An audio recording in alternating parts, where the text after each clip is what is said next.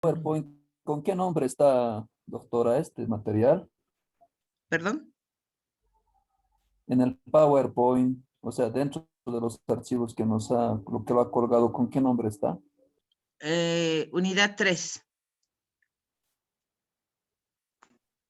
Neuropsicopedagogía, NPP, Psicopedagogía de la Educación Superior, dice. Pero si quieren les mando ahorita también al grupo.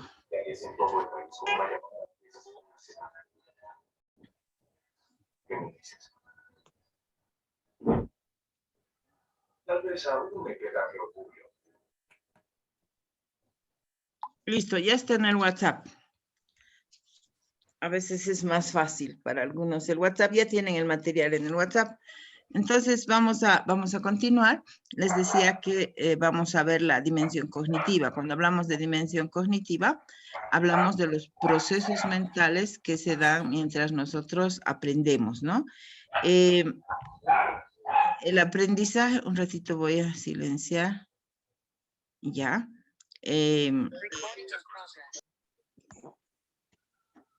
Ya. Entonces, todo este proceso se va a dar en un espacio que se llama, algunos autores denominan a este espacio de trabajo neuronal global. ¿Por qué? Porque como ya hemos visto en la dimensión orgánica, todo este trabajo se va a dar en la mente, ¿no? Y la mente está asentada en las neuronas y las neuronas son parte de la estructura del cerebro. Entonces, es un espacio global. ¿Por qué global? Porque ya dejamos ese enfoque de ver que el aprendizaje del auditivo se da en una zona, lo visual en otra zona, no. Ahora entendemos que nuestro cerebro funciona a nivel de redes, ¿no? Y para una función cognitiva que generalmente con la que nosotros trabajamos son las de alto nivel, por ejemplo, la atención, la memoria, se va a dar desde diferentes zonas de nuestro cerebro, ¿ya? Entonces, por eso hablamos de un espacio de... todo ocurre en nuestra mente así. Nuestra mente tiene 3 actividades fundamentales y que son la aferencia, o sea, ingreso, proceso y eferencia, ¿ya? Lo que estoy haciendo es una mnemotecnia, entonces, si quieren acompañarme es aferencia, ingreso, proceso y eferencia, ¿sí? Si todas las actividades en nuestra mente se dan a través de un proceso que se inicia con la aferencia, es decir, con todos los estímulos que ingresan por nuestros sentidos, ¿no? Los estímulos nos ingresan a través de nuestros sentidos y tiene en la mente un lugar, un proceso, ¿sí? Pero este proceso no es visible, no hay, nadie ha podido encontrar si corta un pedazo de cerebro, por ejemplo, nadie ha podido encontrar una memoria, un recuerdo, un pensamiento, no es visible, ¿verdad? ¿Cómo nosotros nos damos cuenta? Es a través de la eferencia, es decir, de lo que sale a través de nuestro movimiento, sale a través del lenguaje, sale a través de conductas, actitudes, comportamientos, intensidad, tono, prosodio de la voz, así nosotros nos damos cuenta. Y en educación nos damos cuenta a través de las habilidades, ¿no? Leer, escribir, resolver un problema, hacer un cálculo, una inferencia, pero expresar el proceso mismo, el resultado de esta inferencia. O sea, lo que tenemos que ver es que si este ciclo tiene un proceso de inicio, tiene un proceso intermedio y tiene una de salida. Entonces, ¿por qué en el aula muchas veces nosotros, o en los procesos académicos o en las situaciones académicas, a veces nos limitamos a aferencia, aferencia, aferencia, aferencia? Es decir, yo doy, y el estudiante introduce conocimiento, contenidos, digamos, ¿no? Posiblemente tenga un proceso, no sabemos, si es que yo no pido una eferencia. Entonces, en cada clase, nosotros tendríamos que pedir el resultado de este proceso que se daría a través de una eferencia, ¿no? Entonces, nosotros tomamos esto de este enfoque para aplicarlo a nuestra práctica, considerando, perdón, que es este ciclo, ¿no? Que siempre debe haber una eferencia, un resultado del proceso cognitivo. Entonces, ¿cómo se da este proceso? Se da a través del entorno, ¿no? Aquí, ¿qué es lo que mejor hizo el ser humano desde la creación? Es sobrevivir al entorno, es sobrevivir a sí mismo. ¿Y qué incluye el entorno? Todo, o sea, todas las experiencias van a dar contenido a la mente. Dentro de las experiencias está lo que nosotros llamamos el aprendizaje. Entonces, todas las experiencias van a enriquecer las conexiones del sistema límbico, además, ¿sí? Que está conectado con el aprendizaje. Y si recuerdo algo, es que ese aprendizaje fue enriquecido con la experiencia. Todo el ciclo cognitivo que enseguida vamos a empezar a ver está transversalizado. Son como una especie de cadena cognitiva, pero que está cruzada, transversalizada por las emociones que ya las hemos visto, ¿sí? Entonces vamos a ver qué son las funciones cognitivas. Ustedes ven este árbol, es una representación. Miren, este árbol tiene la forma de una cabeza, ahí estaría el cerebro, ¿no? Aquí no podemos contar cuántas conexiones hay, pero las funciones cognitivas son estructuras mentales complejas, ¿no? Pero son dinámicas y que pueden estar interconectadas desde diferentes puntos del cerebro, ¿no? Pero se van a unir con un objetivo en común, ¿no? En este momento, ustedes, por ejemplo, están mirando la imagen, están oyendo lo que yo hablo y posiblemente están haciendo alguna otra cosa, ¿no? Todo esto es fruto de un trabajo global que se da en su espacio neuronal global que llamamos y que puede... Con el sus té, ¿lo ves? micrófonos, porfa. ¿Has tomado té con...? Ay, no veo. Ahí ya han apagado. Ya. Entonces, les decía que todo este proceso se puede dar desde lugares muy distantes, ¿no? A nivel del cerebro, pero todo bajo un objetivo común. Entonces empezamos a ver cuáles serían estas funciones cognitivas. Hemos visto que estas funciones cognitivas son procesos mentales, ¿ya? Ahora, ¿cuáles serán estas funciones cognitivas? Aquí yo he tratado, ¿no? ¿Cómo se forman estas funciones cognitivas? Se van a formar a través de la interacción social. Les decía, la experiencia es fundamental en este proceso. Las funciones superiores, las funciones mentales pueden ser inferiores, pueden ser de bajo nivel, ¿no? Y pueden ser de alto nivel. Las funciones de bajo nivel o las funciones inferiores son funciones naturales, o sea, son respuestas naturales que yo tengo frente al ambiente, ¿verdad? Y son funciones que también me ayudan para sobrevivir. Sin embargo, con lo que nosotros trabajamos son funciones cognitivas de alto nivel, es decir, que ocupan toda nuestra capacidad de procesamiento cognitivo. Y todo esto, miren, se va a iniciar con la expectativa. La expectativa todavía no es una función, o sea, no se va a dar, no hay proceso, pero la expectativa tiene que ver con esta zona donde está el sistema activador reticular ascendente, que tiene vías ascendentes, pero también tiene vías descendentes. Entonces, ¿qué es la expectativa? Es la representación anticipada de algo que yo espero lograr. Es a nivel de la unidad 1, según el enfoque de Luria, a nivel de la unidad 1, se va a dar todo el proceso de activación cortical. Es como un switch, ¿no? Yo les digo, bueno, vamos a empezar a trabajar la unidad 3, ustedes se alistan, pero desde aquí es como si algo se encendiera. ¿Por qué decimos se encendiera? Porque como hemos visto, se interconectan una neurona con otra con una activación eléctrica, ¿verdad? Y es como que vuelan así las conexiones, por vías ascendentes. De aquí surge una expectativa, algo que yo espero lograr, inmediatamente por vías descendentes va y se activa la atención, la selección de estímulos, la percepción y empieza el proceso cognitivo. Entonces la expectativa, si no hay expectativa, ¿por qué pongo esto en una cadena? No es porque el aprendizaje se dé así en serie, el aprendizaje se da en serie y también en paralelo, ¿no? Pero la expectativa va a dar lugar a la motivación. Si lo que yo espero lograr, ¿no? Si yo tengo un plan de lo que espero oír, porque toda la vida nosotros estamos formulando expectativas. Yo salgo a la calle, quiero ir al mercado y tengo la expectativa de tomar minibús vacío, de encontrar lo que tengo planificado comprar en el mercado. Siempre estoy con expectativas. Si el medio favorece esta expectativa, entonces va a haber la motivación, ¿no? Y la motivación es el aspecto energético del aprendizaje.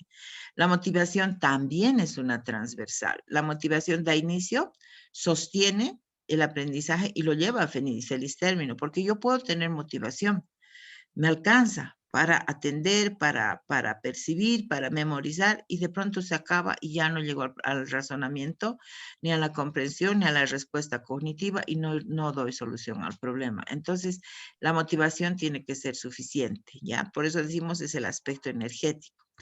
Y este aspecto, además de energético, es química en el cerebro. Cuando el cerebro está motivado, hay toda una producción, hay todo un sistema de motivación en nuestro cerebro que se llama el sistema dopaminérgico. Entonces, este sistema empieza a producir dopamina y la dopamina nos jala la atención, favorece, por ejemplo, todos los procesos de memoria, y la dopamina va a dar inicio a todo este proceso, ¿no? Con la motivación.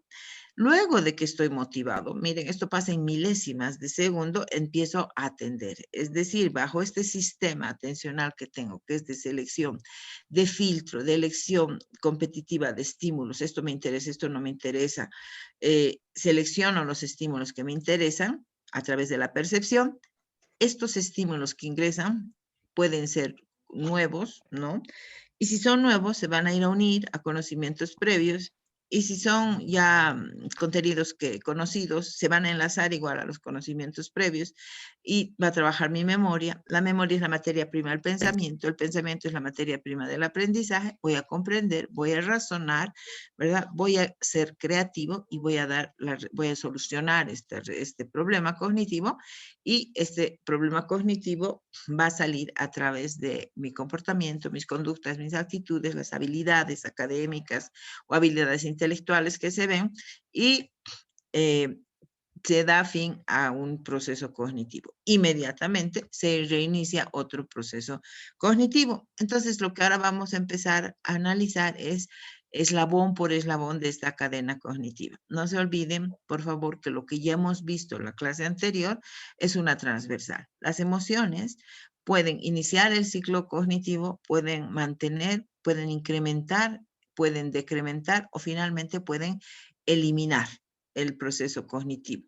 Yo puedo estar en pleno procesamiento de la información, pero de pronto me acuerdo de algo que jala toda mi atención a lo emocional, y digo, pucha, no sé, lo he perdido o algo me ha pasado en el día, y se pierde el proceso cognitivo. O de pronto, lo que me están enseñando es asociado a otro contenido emocional, a otro contenido que ha sido almacenado con una química negativa, digamos, ¿no? Entonces, el aprendizaje o el procesamiento en la fase en la que está se va a detener. Entonces, las emociones son una transversal. Bueno, vamos a ver qué es la expectativa. La expectativa, como les decía, se inicia aquí, en esta parte.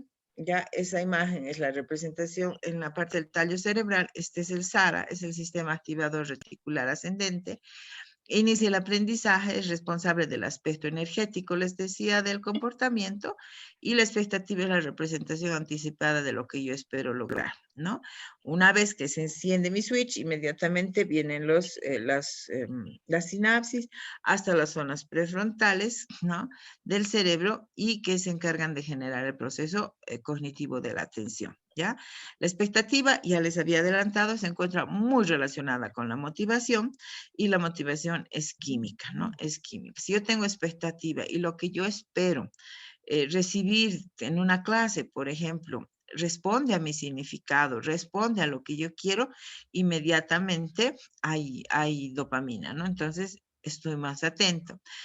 Luego de la expectativa viene la motivación. Entonces, la motivación, les decía, también es el aspecto energético. Ya su nombre dice, motivación. Viene del término emovere, que quiere decir como un motor, como movimiento. La motivación también es dinámica, ¿no? Y la motivación me tiene que alcanzar hasta terminar el proceso cognitivo. Puedo iniciar el ciclo cognitivo motivado, pero acabar desmotivado y no termino con la eferencia, ¿no? Entonces no hay aprendizaje.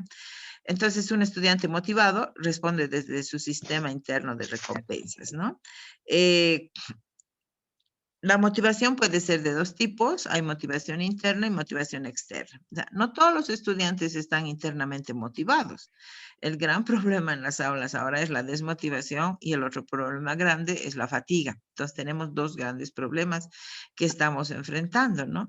Ahora, para que algo me motive, tiene que responder a mis expectativas y hay tipos de motivación. Yo, por ejemplo, tengo que motivar de acuerdo al nivel de edad, tengo que motivar de acuerdo a las expectativas, a los gustos, a la cultura, etcétera. Tengo que manejar bien los elementos que voy a utilizar para motivar, porque no todos están internamente motivados, ¿ya?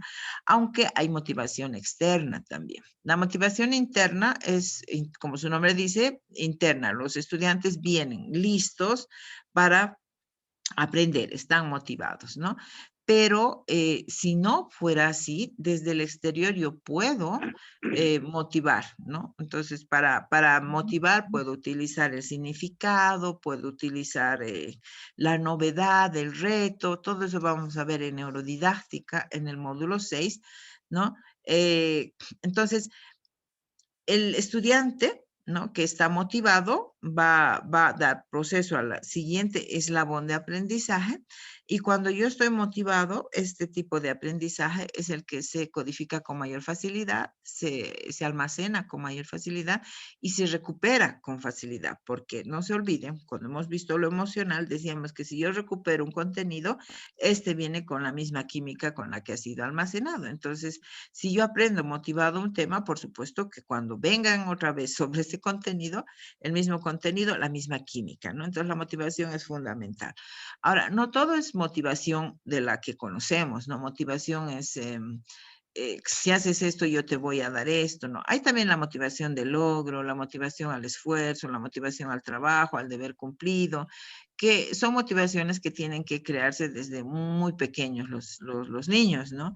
Estamos entendiendo últimamente que estamos entendiendo mal la motivación. Se piensa que motivación es que todo sea placentero, que todo sea fácil, que nada nos moleste, que nada nos perturbe. No, también hay la motivación del logro, es decir, pese a las contingencias, pese a las dificultades, pese a las necesidades, yo tengo mi motivación de logro, que es que me va a jalar todo el proceso cognitivo, inclusive me va a incrementar los lapsos de atención, ¿sí?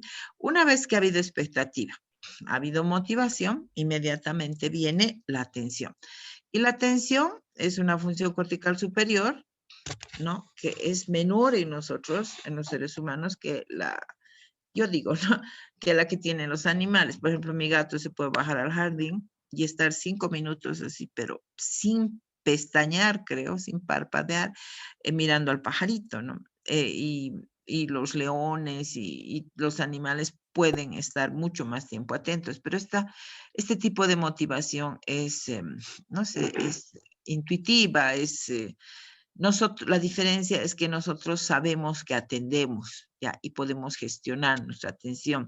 No es instintiva. Entonces, para nosotros es una función cortical superior, ¿ya? ¿Por qué superior? Porque es de alto nivel, ¿ya? ¿De qué se encarga? Se encarga de seleccionar y filtrar estímulos, ¿ya? Es un sistema supervisor, o sea, también tiene un sistema ejecutivo. O sea, determina la competencia entre estímulos y elige cuáles estímulos van a ingresar. Si en este momento yo les diría, cierren sus ojos y por favor, por 20 segundos, díganme qué estímulos están percibiendo. Por supuesto que tendrían la luz, no sé, si los autos que pasan por la calle, que el gato, no, la tele, no sé, los estímulos que tienen, pero ¿qué tienen que hacer? Como esta función es la encargada de seleccionar y filtrar estímulos, se baja el volumen de los otros estímulos y se amplifica los que me interesan, los que están dentro de mis expectativas, los que me motivan y me quedo con esos estímulos, ¿no? Entonces es un sistema supervisor. ¿Por qué supervisor? Imagínense ustedes qué hace un supervisor en una fábrica, ¿no? Se pasea, ¿verdad? Se pasea por toda la fábrica. Lo mismo es la atención. La atención se da inicio y la atención está durante todo el proceso cognitivo y me lleva a revisar, me lleva a reformular, ¿no? Me lleva inclusive a volver a hacer una actividad. Por eso decimos que es supervisor, ¿sí? Inicia las actividades que van a quedan lugar a la conciencia.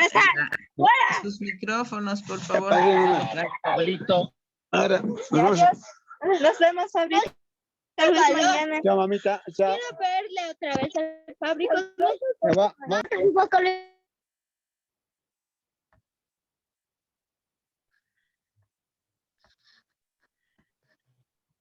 Ya, continuamos. Entonces, esa es la atención. Aquí tengo un ejercicio. A ver, por favor, si me ayudan con este ejercicio.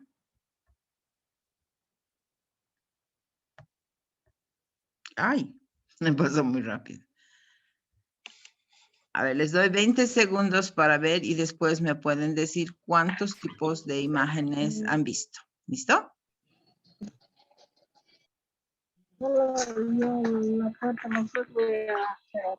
Ya. Micrófonos, por favor.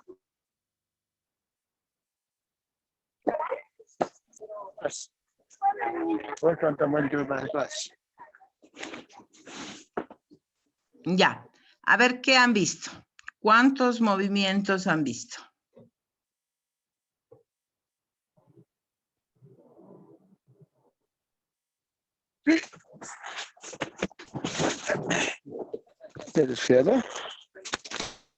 Lino, ¿quién quiere ayudarme? ¿Cuántos movimientos han visto? Licenciada, Más de 20. ¿Sí? movimientos escalando, 1.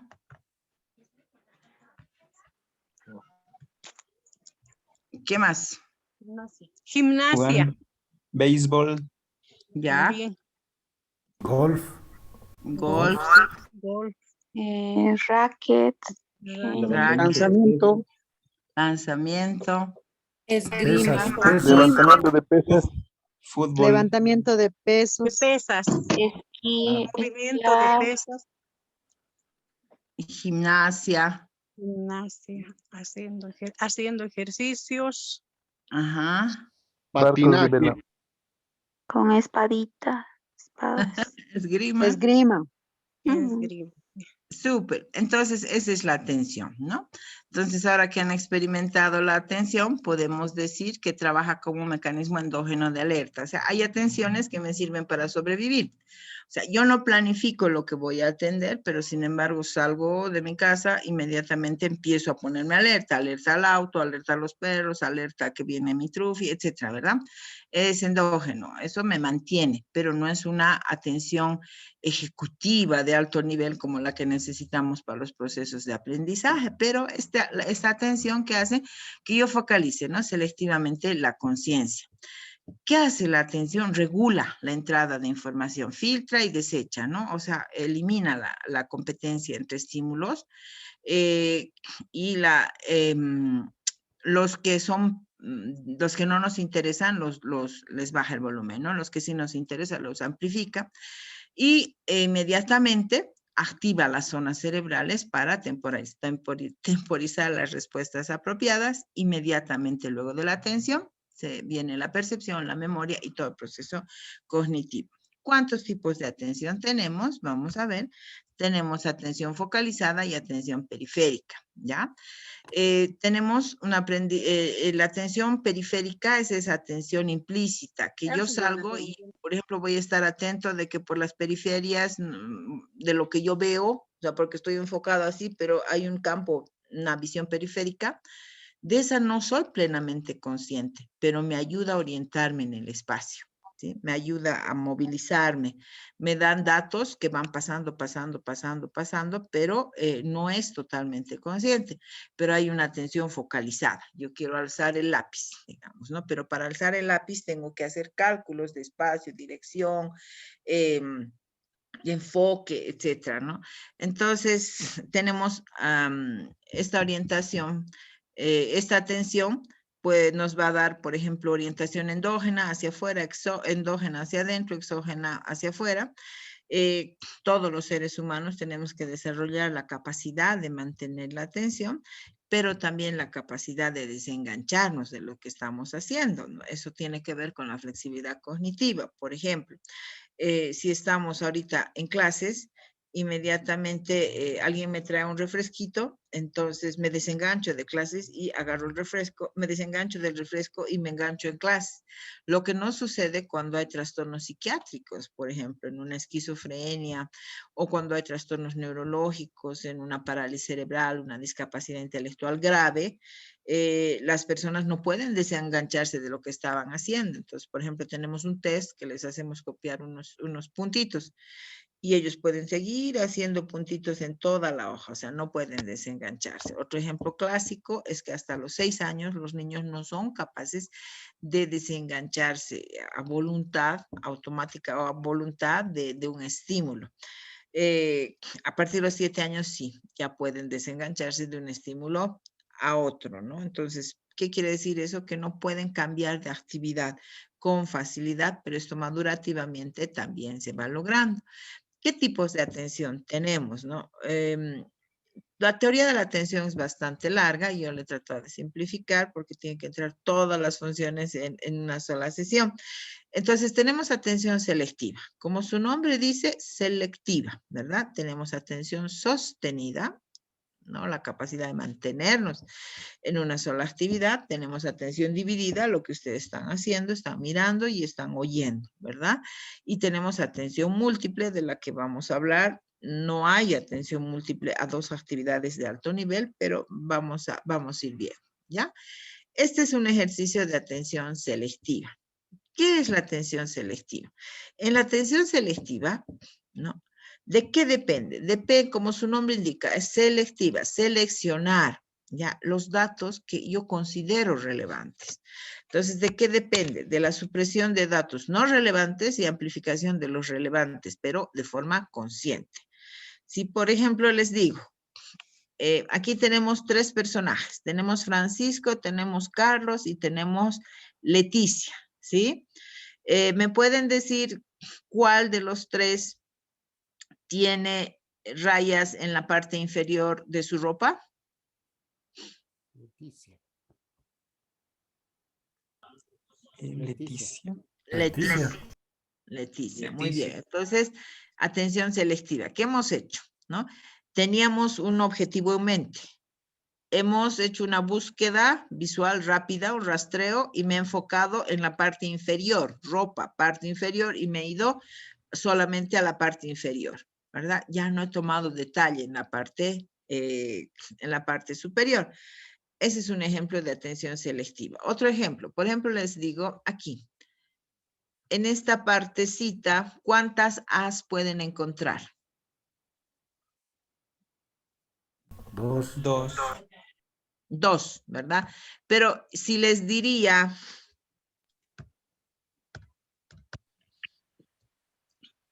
¿qué letra está antes de cuál es la segunda letra después de la primera A? Rápido. T. Porque ya sabes de memoria la palabra atención, ¿no? Pero si fuera otra pregunta, entonces les costaría. Esa es la atención selectiva, ¿ya? Es la capacidad de seleccionar estímulos de acuerdo al objetivo que tengo en mente.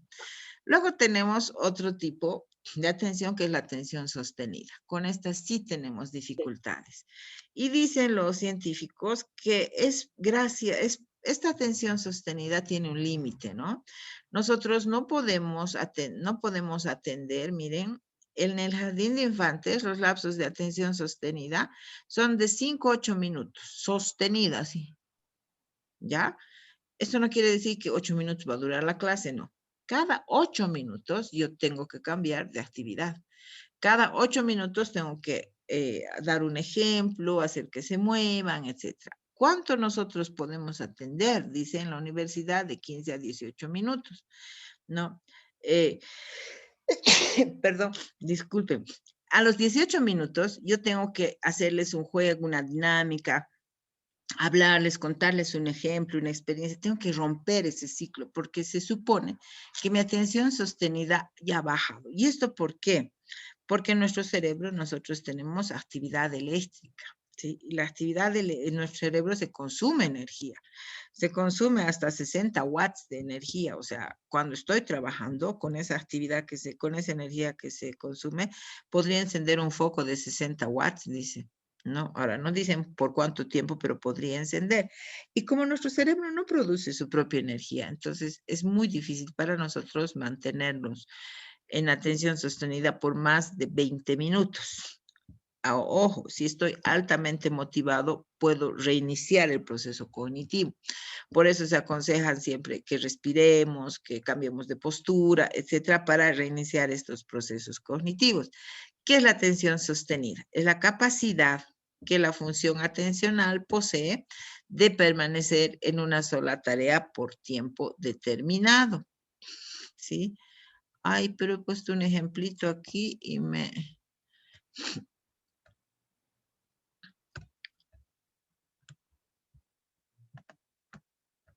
A ver.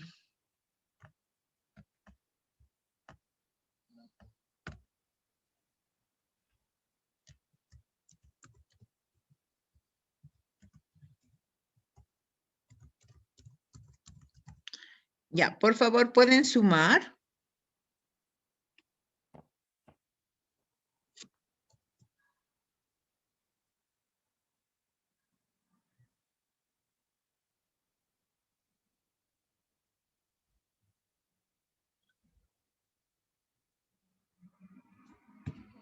¿Cuánto es? 117. 95. No, yo saco 97. Ya. Yo 91. Ya, ese es un ejercicio de atención sostenida, ¿sí? ¿Por qué sostenida? Porque miren, si a la mitad yo les hablaba, o ustedes me hablaban cuando estaba yo haciendo la suma, entonces se perdía todo el proceso, ¿verdad? Esa es la atención sostenida. Atención sostenida se necesita para escribir, atención sostenida se necesita para leer, para un cálculo. Ahorita podemos tener atención sostenida, pero sin embargo hay actividades que requieren atención sostenida, ¿no? Si yo estoy haciendo un cálculo y me pongo a charlar, 5 segundos va a durar la información aquí en mi, bueno, en nosotros 18 segundos va a durar la información en mi memoria de trabajo y puedo acordarme de lo que está en el resultado que estaba, pero después ya no. No, entonces hay actividades que implican atención sostenida necesariamente, ¿ya? Y esto es lo que nosotros pedimos en el aula. Trabajamos nosotros con procesos, con habilidades académicas o actividades intelectuales que requieren de atención sostenida. Entonces, tenemos atención selectiva, después tenemos atención sostenida y tenemos atención dividida, ¿ya? Su nombre ya lo dice. Otros autores la llaman atención alternante también, ¿no? ¿Qué es la atención alternante? Es dar atención a dos estímulos alternadamente o dividir mi atención en dos actividades, ¿sí? Por ejemplo, a ver, pueden hacer este ejercicio.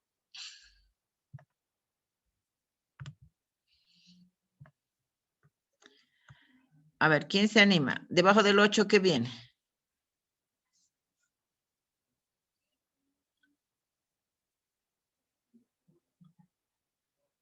La E. Ya, debajo de la U. 6. De la I. 2. A, de la 4. U. Del 4. Del 0.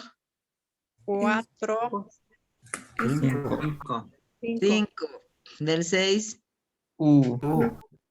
De la E. 8. Está A. A. Ya, ahora rápido. O. I. 6. 6. A. A. 5. 5. 2. 5. Ay, E. 8. 8. 2. 4. 6. Muy bien. ¿Ya? Y esa es la atención dividida, que es lo que han hecho. ¿Qué hacían? Miraban arriba y miraban abajo y de pronto el estímulo cambiaba, ¿verdad? Entonces tenían que adecuarse otra vez y dividir su atención otra vez en las dos actividades. La atención dividida es fundamental en el aula, básicamente cuando utilizamos este tipo de recursos visuales o la pizarra, ¿no? Para copiar de la pizarra, anotar el video, el PowerPoint, necesitamos atención dividida. Luego viene la atención múltiple, pero la atención múltiple, ustedes dirán múltiple, puedo atender a múltiples estímulos a la vez. Tiene un requerimiento, ¿no? O sea, la atención múltiple es la atención, como es un mecanismo de capacidad limitada, tampoco puede trabajar con 3 estímulos al mismo tiempo. Pero ustedes dirán, cuando maneja el auto, masca chicle, charla, canta y maneja el auto. Sí, pero lo que pasa es, una actividad es de alto nivel y 2 tienen que ser de bajo nivel. No podemos nosotros mantener 2 actividades del mismo nivel al mismo tiempo. Yo no puedo estar hablando por mi celular, hablando y resolviendo una suma. O sea, no puedo. O estoy atento a la suma o estoy atento a lo que hablo. ¿Sí? Entonces, una actividad se va a volver de bajo nivel, es decir, ya va a estar automatizada. La otra también puede estar automatizada. Muchos dicen que las mujeres tenemos atención múltiple, ¿no ves? Nos dicen que las mujeres somos multitask. Pero en realidad lo que pasa es que nosotros automatizamos. Por ejemplo, yo, por ejemplo, puedo estar cocinando y estoy pelando algo y estoy mirando dónde limpiar y estoy viendo dónde guardar el refrigerador, qué poner al refrigerador, así. Pero el pelar es de bajo nivel, ¿sí? Y cualquier momento me puedo cortar porque el otro se ha subido de nivel y el otro estímulo se ha vuelto de alto nivel. Entonces, no podemos tener 2 actividades corticales de alto nivel al mismo tiempo, ¿no? Esa es la desventaja, digamos, de nuestra atención. Ha habido un experimento, bueno, han llamado a un concurso, esto he visto en un documental, que dicen que vamos a llamar al señor que queremos elegir o queremos verificar si hay la atención múltiple. Entonces convocan y se inscriben varias personas y lo eligen a un señor. Él parecía que realmente tenía atención múltiple, ¿no? Entonces él iba a dejar al colegio a sus hijos y manejaba en su rodilla tenía su tablet, no era tablet, su computadora, su laptop. Manejaba con sus rodillas, movía el volante, hacía los cambios con su mano, llamaba por teléfono a la secretaria, le daba instrucciones hasta llegar al colegio de sus hijos. Y hacía eso todos los días, entonces él se inscribe a este experimento. Entonces le ponen en un ambiente controlado, en un patio grande, y le ponen conos de tránsito, y mientras él iba manejando, le daban a resolver operaciones matemáticas. Empiezan con simples y las van complejizando.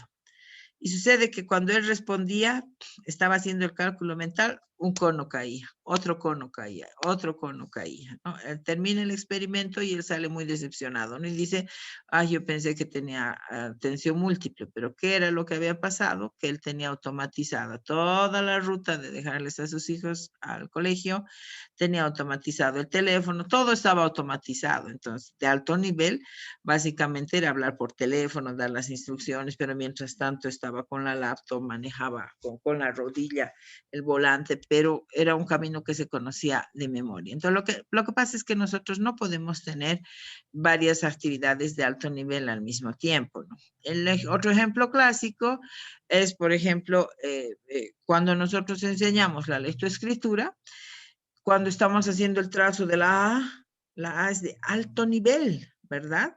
Entonces, todo el trazo, la práctica, el ejercicio y la repetición que hacen que esto se vuelva de bajo nivel. Entonces yo ya sé la A y aparece la L, ya puedo hacer la, le, li, lo, lu, ¿verdad? Entonces, así se automatizan, se vuelven de bajo nivel y paso a otra actividad de alto nivel, ¿ya? Esa es la atención múltiple. La atención tiene una química también, ¿ya? Por ejemplo, la atención tiene 3 norepinefrinas, sí, está bien. La atención tiene esta química que mezclando estos 3 componentes químicos sería como hacer un cóctel, dice, ¿no? Como un cóctel que sería como gasolina también. Cuando nosotros, ¿por qué dicen que la norepinefrina es también como el acelerador? porque cuando nosotros estamos cayéndonos de sueño, los niveles de norepinefrina bajan. Entonces, supone que la norepinefrina está implicada en alerta, ¿verdad? La dopamina regula las emociones, ¿no? Y facilita el aprendizaje. Y la adrenalina, por supuesto, que es un motor, ¿no? La adrenalina nos lleva a conseguir el objetivo, la alerta, es el impulso, es la fuerza. Entonces, eso es la atención. La atención tiene esta química y tiene todo un proceso. Ahora sí, aquí está mi ejemplo. Sí, es lo mismo, ¿no? Esto es atención sostenida. Ahora veremos qué competencias tiene la atención en la educación, ¿ya? Miren, según Eric Jensen, una persona normal atiende 100,000 veces diarias. ¿Se imaginan ustedes si todos estos procesos cognitivos llegarían a feliz término?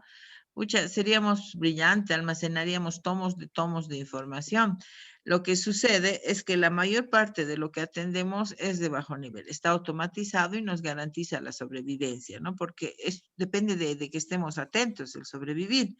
Entonces, la atención en educación es una función voluntaria, ¿ya? Es una decisión, es una función ejecutiva, en realidad, atender. Y esto va a regular todo el proceso cognitivo. Luego de que hemos visto ya, fíjense, hemos visto la expectativa, hemos visto la motivación, ahí está nuestra cadenita cognitiva, hemos visto la expectativa, la motivación, la atención. Recién estamos así y van a ingresar los estímulos, ¿sí? Y viene la percepción. ¿Qué será la percepción? Es una función cortical superior también, pero que se encarga de analizar, procesar, elaborar o procesar, ¿no? Todos los estímulos que ingresan por nuestros analizadores sensoriales. Lo que yo veo es actividad física. Lo que yo oigo es actividad física. Esto es transducido en alguna parte de mis órganos sensoriales y pasa en forma de actividad eléctrica a alguna zona en mi cerebro donde se integra esa información, inmediatamente se conecta con otras áreas y recién puedo darle sentido a lo que he oído o a lo que he visto, ¿ya? A nivel de percepción, en nuestro cerebro hay como 3 capas. No sé si llamar capas, pero a ver, este es nuestro cerebro, ¿sí? Digamos para la visión. Esta parte es la zona primaria. Aquí se integra, es la zona de la visión. Si en esta zona hay lesión, no voy a ver, ¿sí?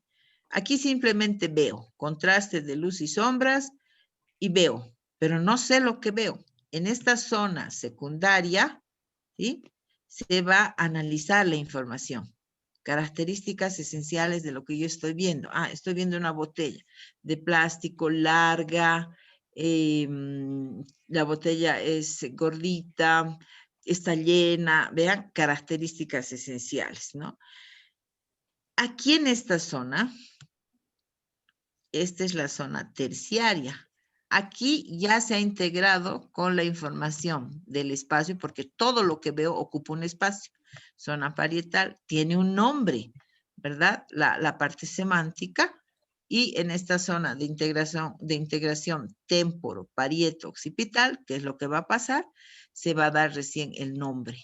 O sea, lo que veo no es lo que veo. Yo veo un contraste de luz y sombras, pero es mi mente, ¿no? La que le va a dar lo que yo veo. Igual el oído, ¿no? Lo que yo oigo, ¿no? Por ejemplo, esto, ¿sí?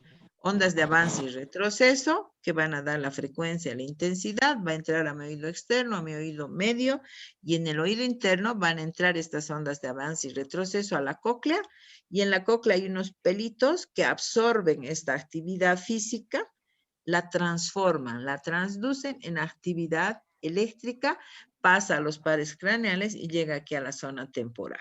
Igual, la zona temporal también tiene su zona primaria, donde se detecta el sonido.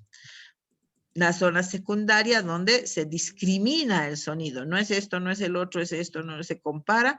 Y aquí en esta zona se asocia con la imagen que tenemos, se la ubica en un espacio temporal, espacial, y le damos nombre. Y decimos, son 3 aplausos, ¿verdad? Entonces, la percepción se da aquí, ¿sí? En este plano. La percepción se inicia en nuestros analizadores sensoriales, que son la vista, la audición, el gusto, el olfato, pero se integra, se procesa, se analiza, se elabora a nivel mental, por 2 vías, ¿ya? La percepción tiene 2 vías. Tiene una vía nominal, que es el nombre, y tiene una vía de representación. Entonces, si yo les digo, ¿no? A ver, otra vez voy a dibujar, ¿ya?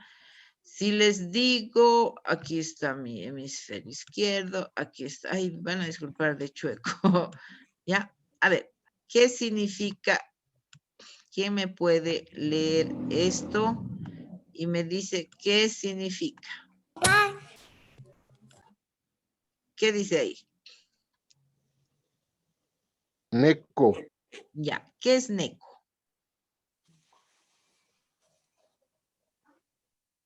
Silencio, ¿no ve?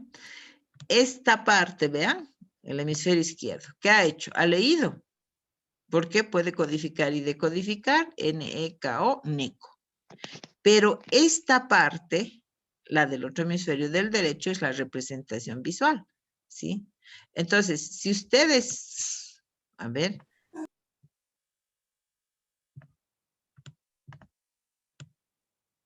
¿Qué había sido neco? Un muchacho. Niño en japonés. ¿Ya? Neko-chan se dice. Niño. Niño en japonés. Entonces, ¿entienden? La percepción tiene 2 vías. Una vía, que es la vía nominal, donde le doy el nombre. Esta vía está muy favorecida, o sea, está prácticamente determinada por el hemisferio izquierdo, que puede codificar y decodificar y asignar significado a los símbolos que yo veo. Pero ¿de dónde viene esta información? De la imagen sensorial que yo tengo almacenada en mi hemisferio derecho. Entonces, la percepción tiene 2 vías.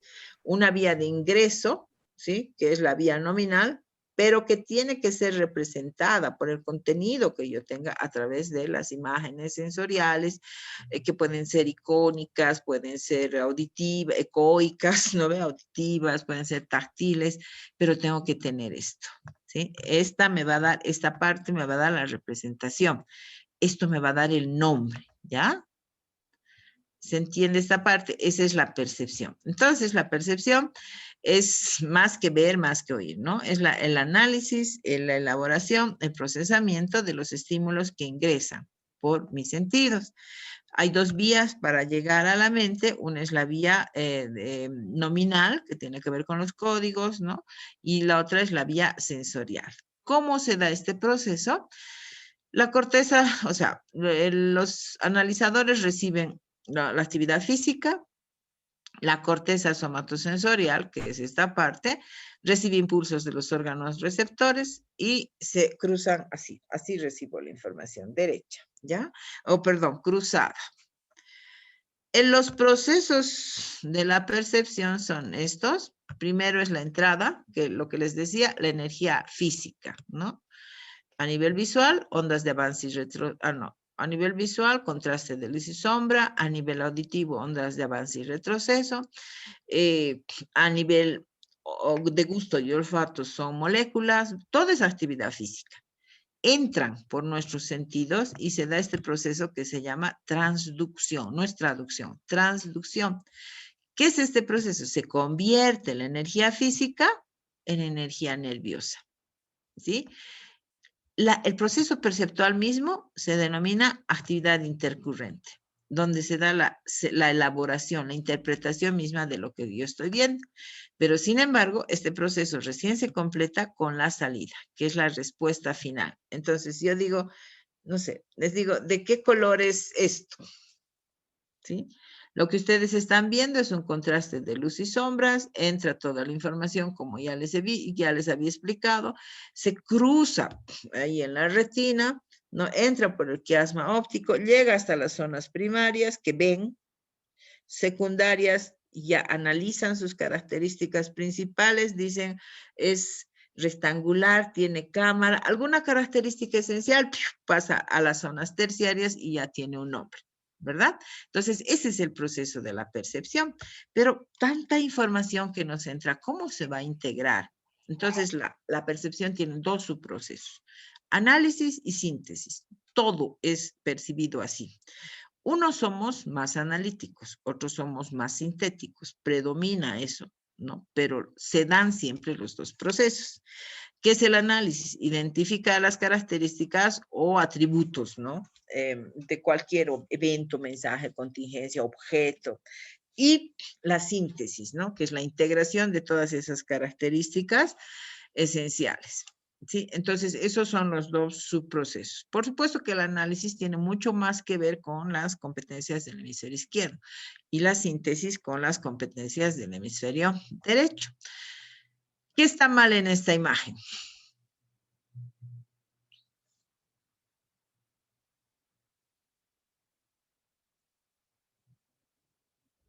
¿Qué está mal?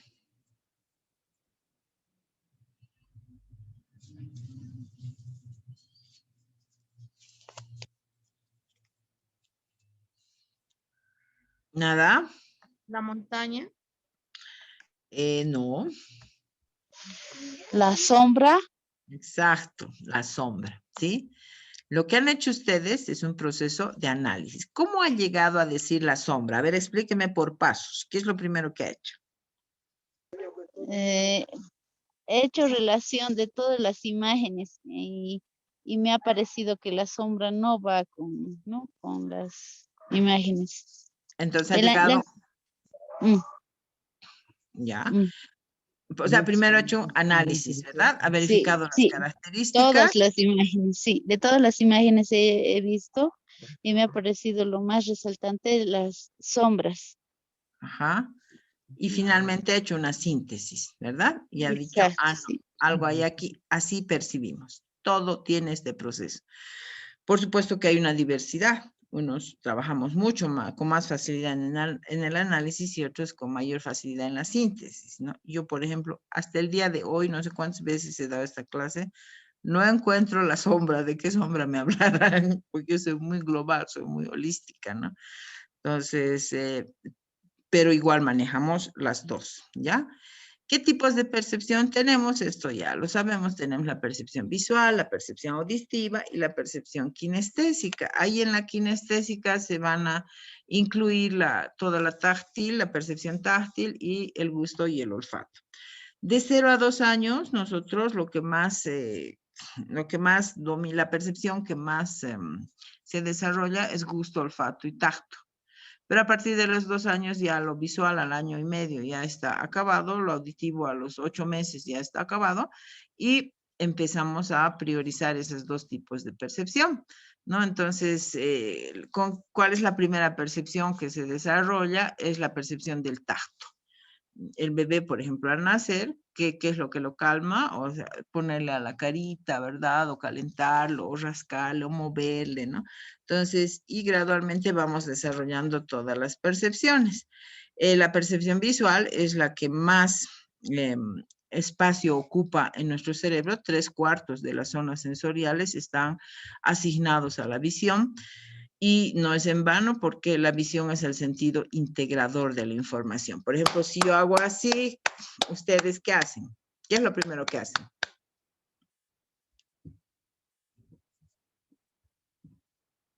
¿Alguien ha hecho así?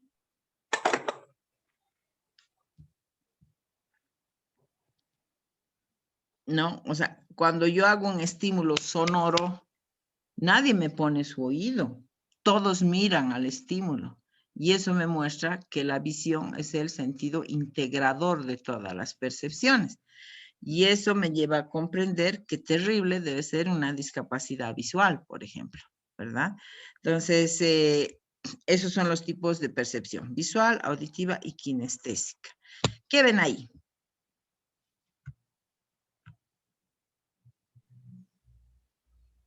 Un paisaje, Se ven un rostro, También animales.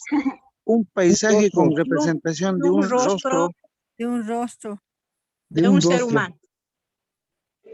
Con bigote. Ay, cierto. ¿Qué más ven? A la casa tiene los ojos, ¿no? El bigote Sí. nunca, recién he visto. Esa es la percepción, ¿sí? La percepción,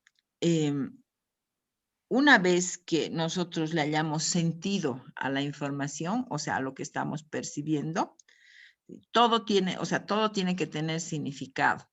En el momento en que ustedes, yo estoy viendo los dos árboles, no veo los ojos en las casas, pero ustedes me dicen un hombre con bigote, inmediatamente dejo de ver los árboles y veo la cara del hombre, inmediatamente, si ustedes me dicen. Y si no, no logro percibir la cara del hombre y estoy viendo los árboles. ¿Qué hace mi percepción? Tiene leyes. Otra ley de la percepción que me ayuda a organizar es la ley fondo-figura. ¿Ya? Yo no puedo percibir el fondo y la figura. O percibo la figura y el fondo pasa a segundo plano, o percibo el fondo y la figura pasa a segundo plano. ¿Ya? Otro aspecto interesante de la percepción es que tiene que tener sentido. Y si no tiene sentido, lo relleno. ¿Sí? Por ejemplo, a ver, teléfono. No. No, listo, lo rellené. Teléfono. ¿Verdad? Todo tiene que estar rellenados. Y mi percepción hace eso. En psicología, por ejemplo, se utilizan las frases incompletas. Esa es una ley que se llama el close up, que se llama, ¿no? El rellenar la información. Entonces, esto me muestra que en mi cerebro siempre la información tiene que tener sentido.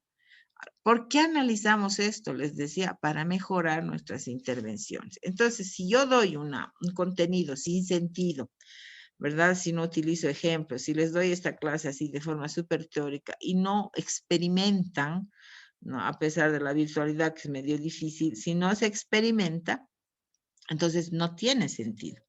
Y a veces rellenamos a nivel perceptual, por ejemplo, la percepción hace que tengamos serios problemas en nuestras relaciones humanas muchas veces, porque a veces nosotros lo que vemos no es lo que vemos, ¿sí? La realidad no es la que vemos, sino la realidad es cómo la vemos.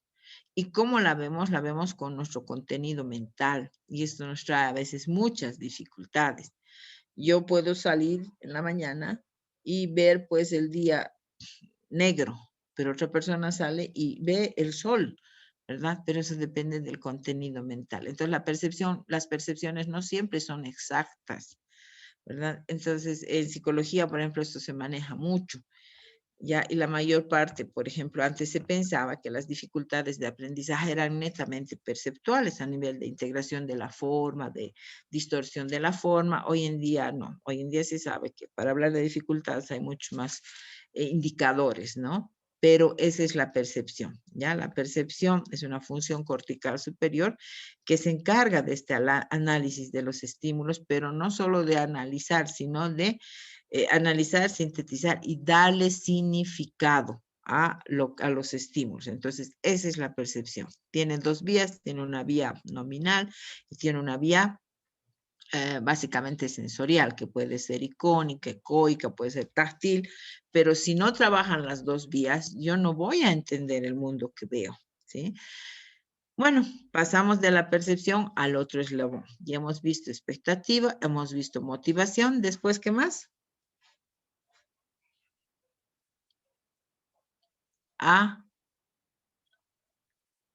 Atención.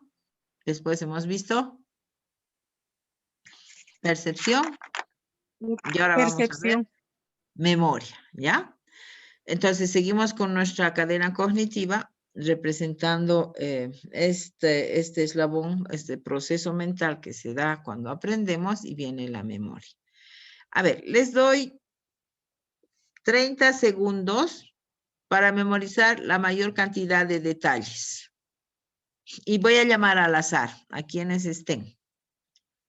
Listo, 30 segundos.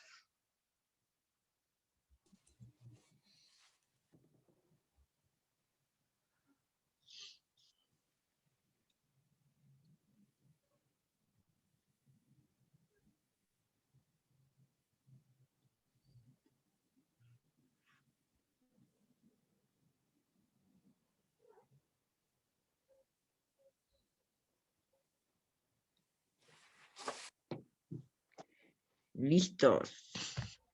A ver, Mónica Susana. Sí, doctora, buenas noches. A ver, ¿qué detalles puede recordar?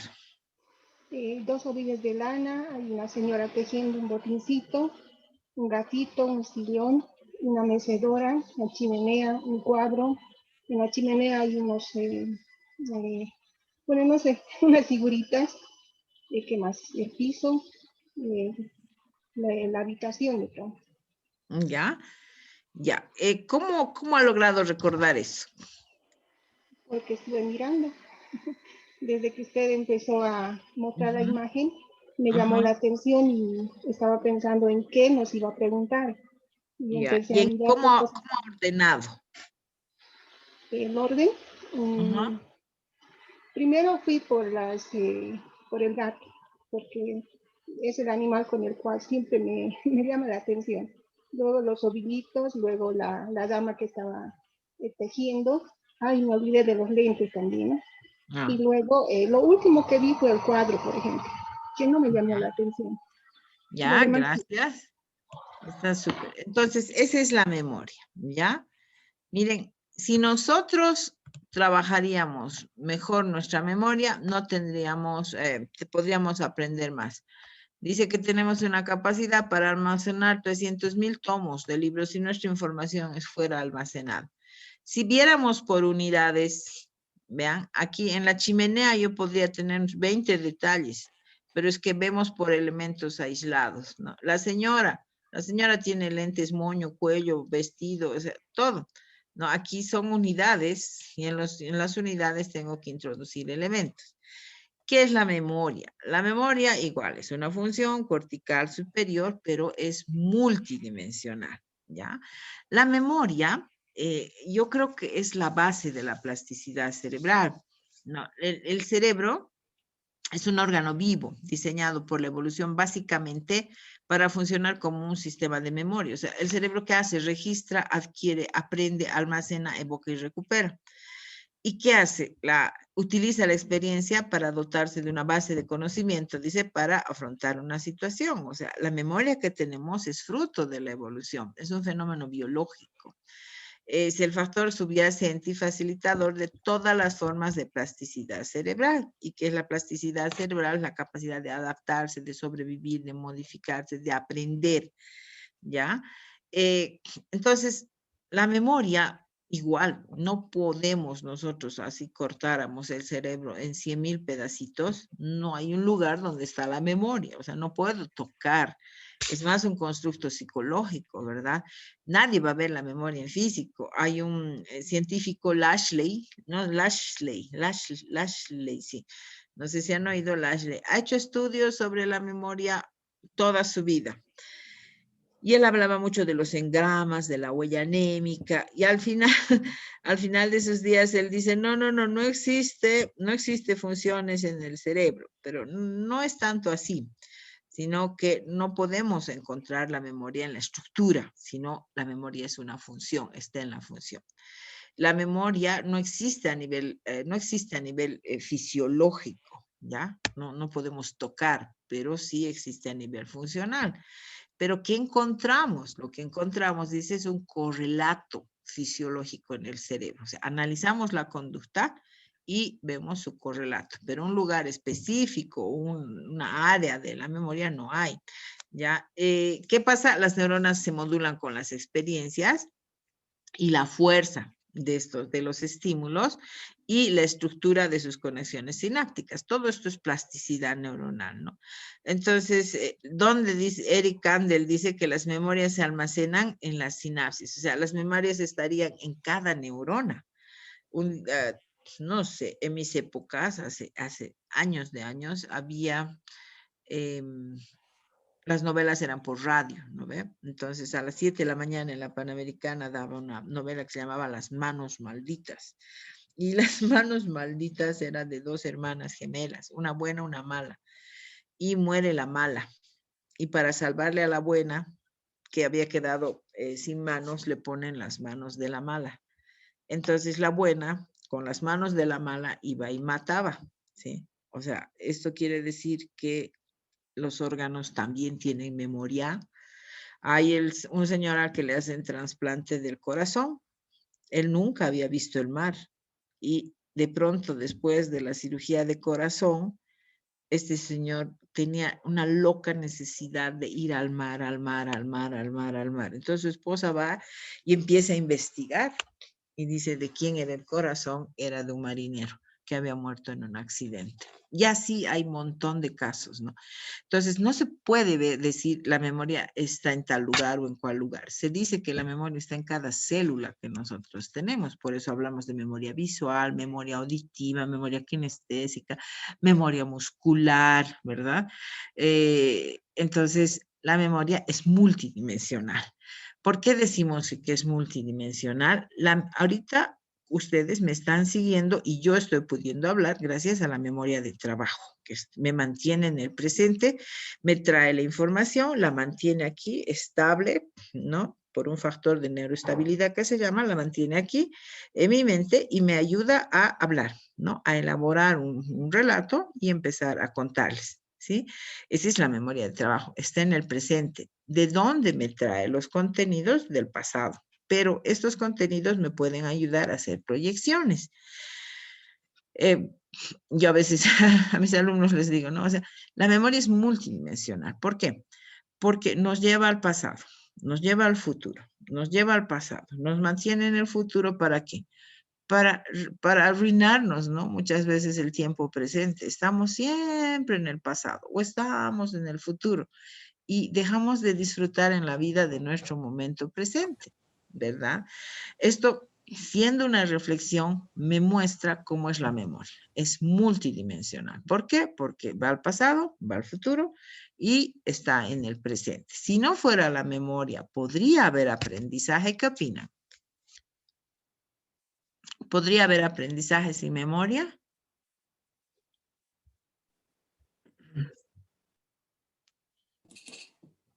Alzheimer.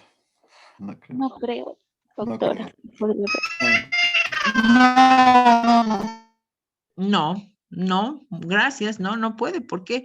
Porque la memoria es la materia prima del pensamiento y el pensamiento es la materia prima del aprendizaje. Entonces, ¿con qué contenido yo podría hacer un proceso cognitivo si no es a través de la memoria, ¿no?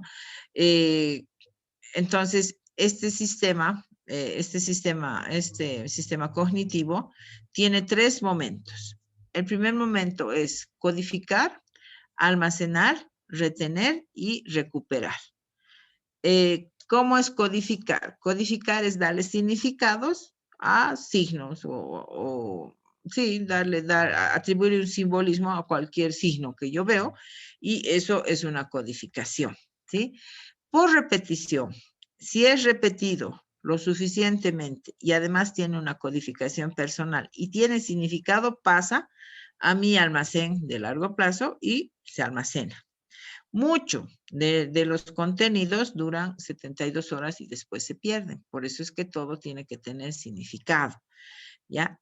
Hay otros contenidos que son bien guardados y pueden retenerse y pueden evocarse con toda facilidad el momento que yo necesite esta información. Si la información está almacenada de forma ordenada, entonces no se va a perder. A ver, no me va a alcanzar. Ya, esta es una codificación. Muy largo, pero es...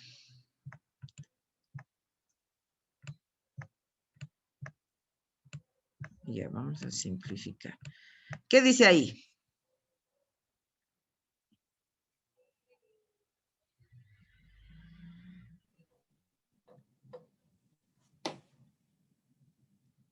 ¿Qué dice ahí? Hola. No.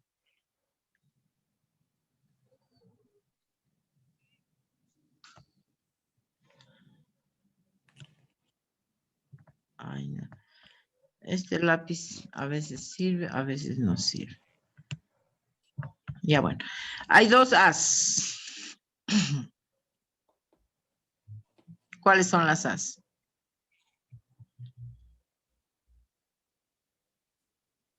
Hay dos As y hay otras dos letras semejantes.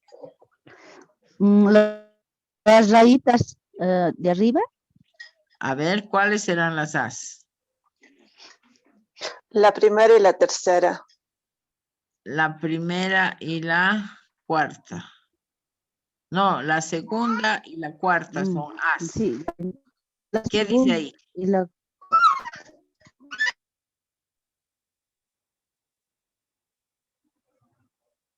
La primera es M. Ya está, ya van a saber. Mat. ¿Ah? Mamá. Mamá, muy bien. ¿Quién ha dicho? Un premio. Gracias, un premio.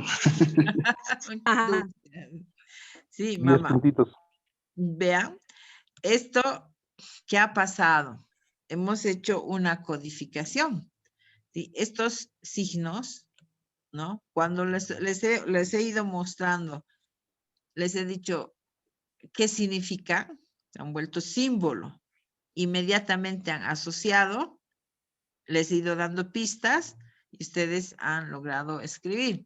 Este es mi alfabeto en realidad, ¿no? Yo cuando era chiquita, bueno, siempre me gustaba escribir. Entonces, cuando era jovencita yo escribía mi diario. Y mi mamá pues me lo leía mi diario.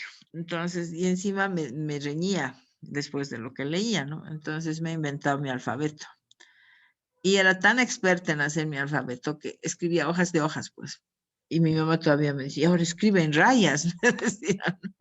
Y entonces, ¿pero qué ha pasado? Signos atribuidos con significado arbitrario, ¿no? Arbitrariamente atribuido el significado, pero que por repetición se convierten en símbolos, ¿ya? Entonces, ¿qué hace la memoria? Codifica.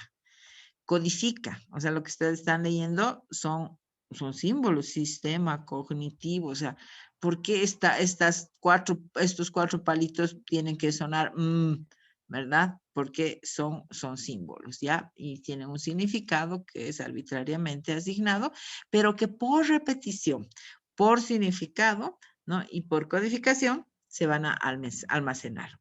Por repetición, yo he almacenado mi alfabeto y lo he retenido. Cada que yo necesito escribir algo o dar un ejemplo, no sé, recupero esta información y la puedo compartir y me imagino que si ustedes sí, Amparo. Dicen más o menos entonces lo que ha utilizado o ha mostrado sería como la taquigrafía, ¿verdad? Sí, más o menos. No, yo me echo unas rayas y le echo el alfabeto. Igual, la taquigrafía es lo mismo, ¿no ve?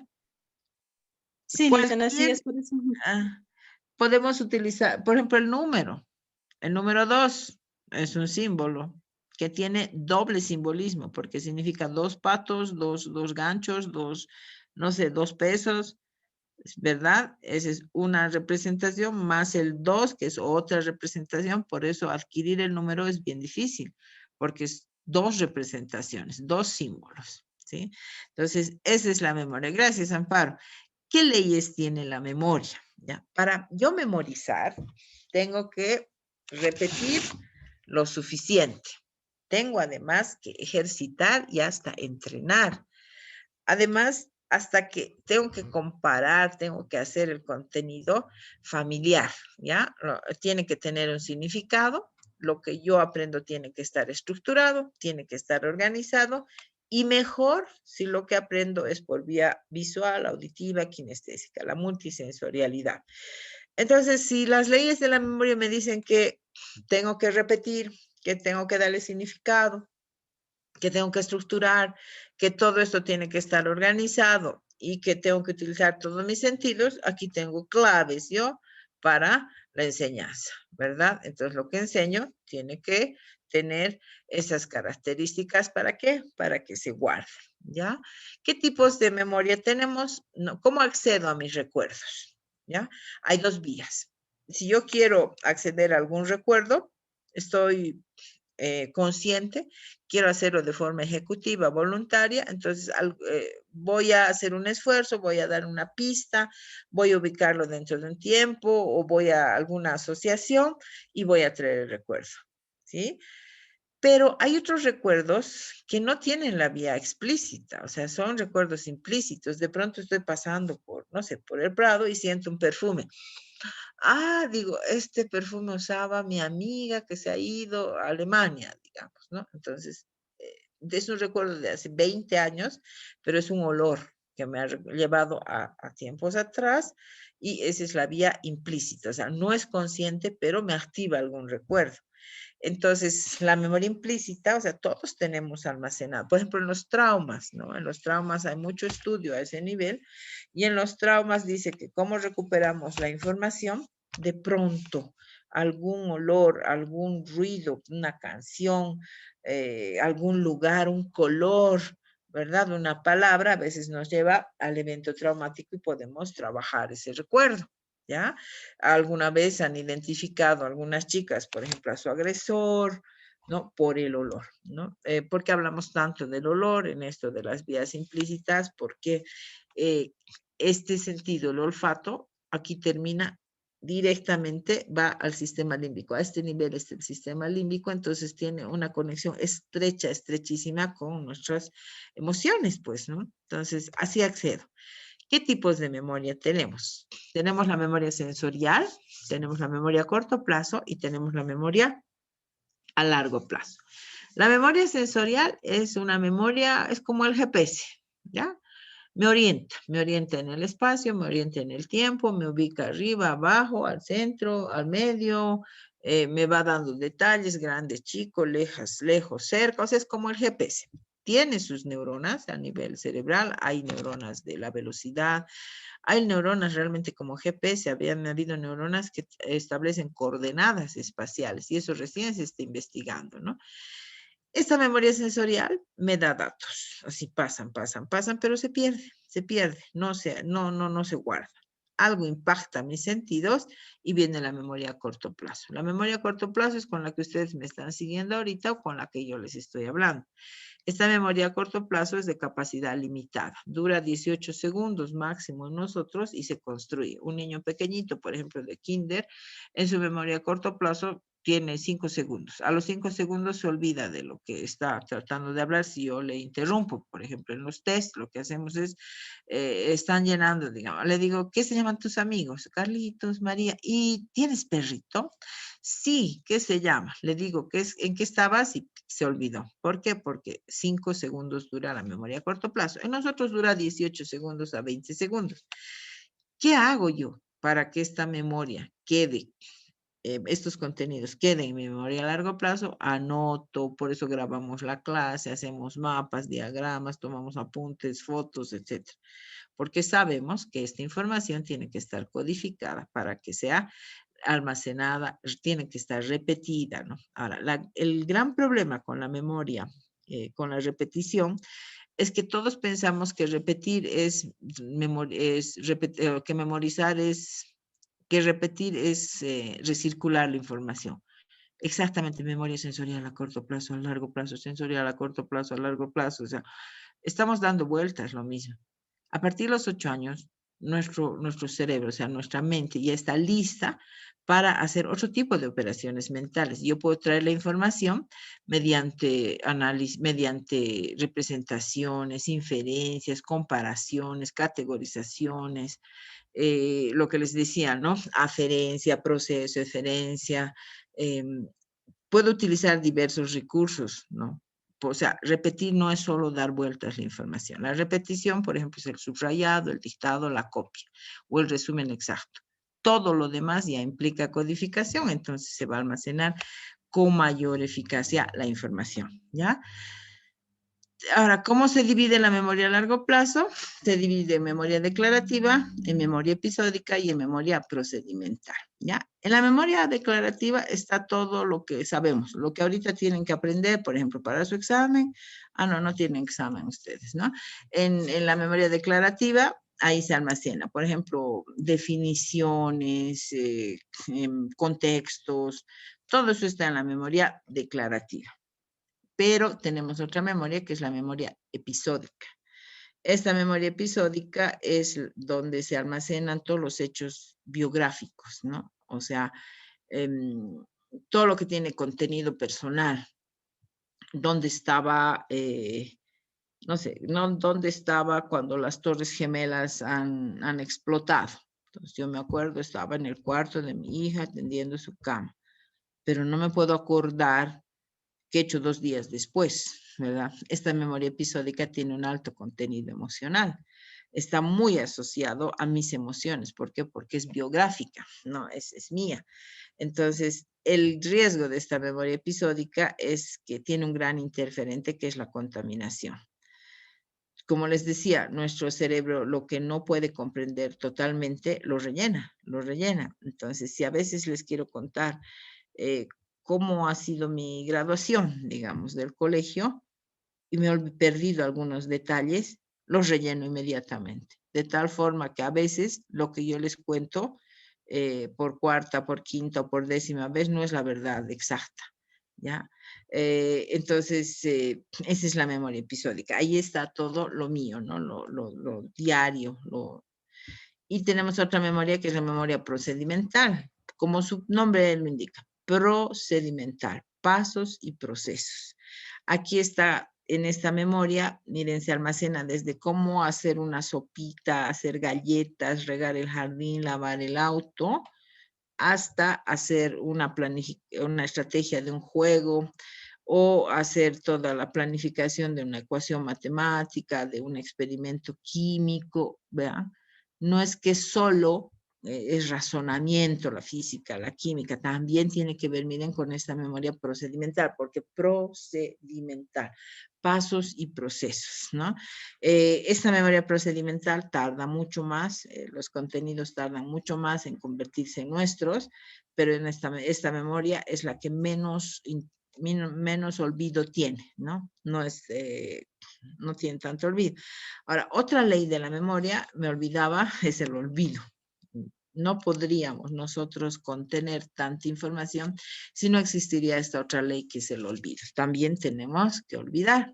Un ejemplo de memoria procedimental es esta, ¿no? A ver, párense y van a formar 4 filas corriendo, así, ¿no? Ese es procedimental, pasos y procesos. ¿Qué memoria pueden trabajar aquí en esta imagen?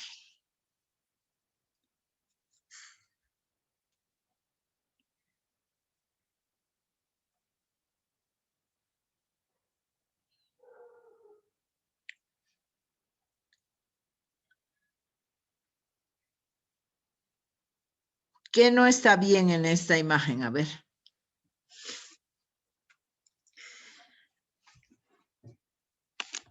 ¿Qué está de más? ¿El elefante?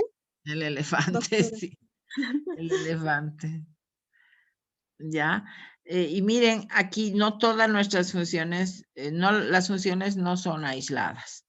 Cuando usted ha identificado el elefante, ha hecho un contraste, ¿verdad? En su mente ha habido una serie de operaciones mentales, ha empezado a ver y ha visto un común denominador que es una cocina, ¿verdad? Ha visto alimentos, ha visto arriba, abajo, derecha y de pronto ha percibido un animal. Ah, el animal es raro, entonces el elefante. Entonces todo eso es un proceso.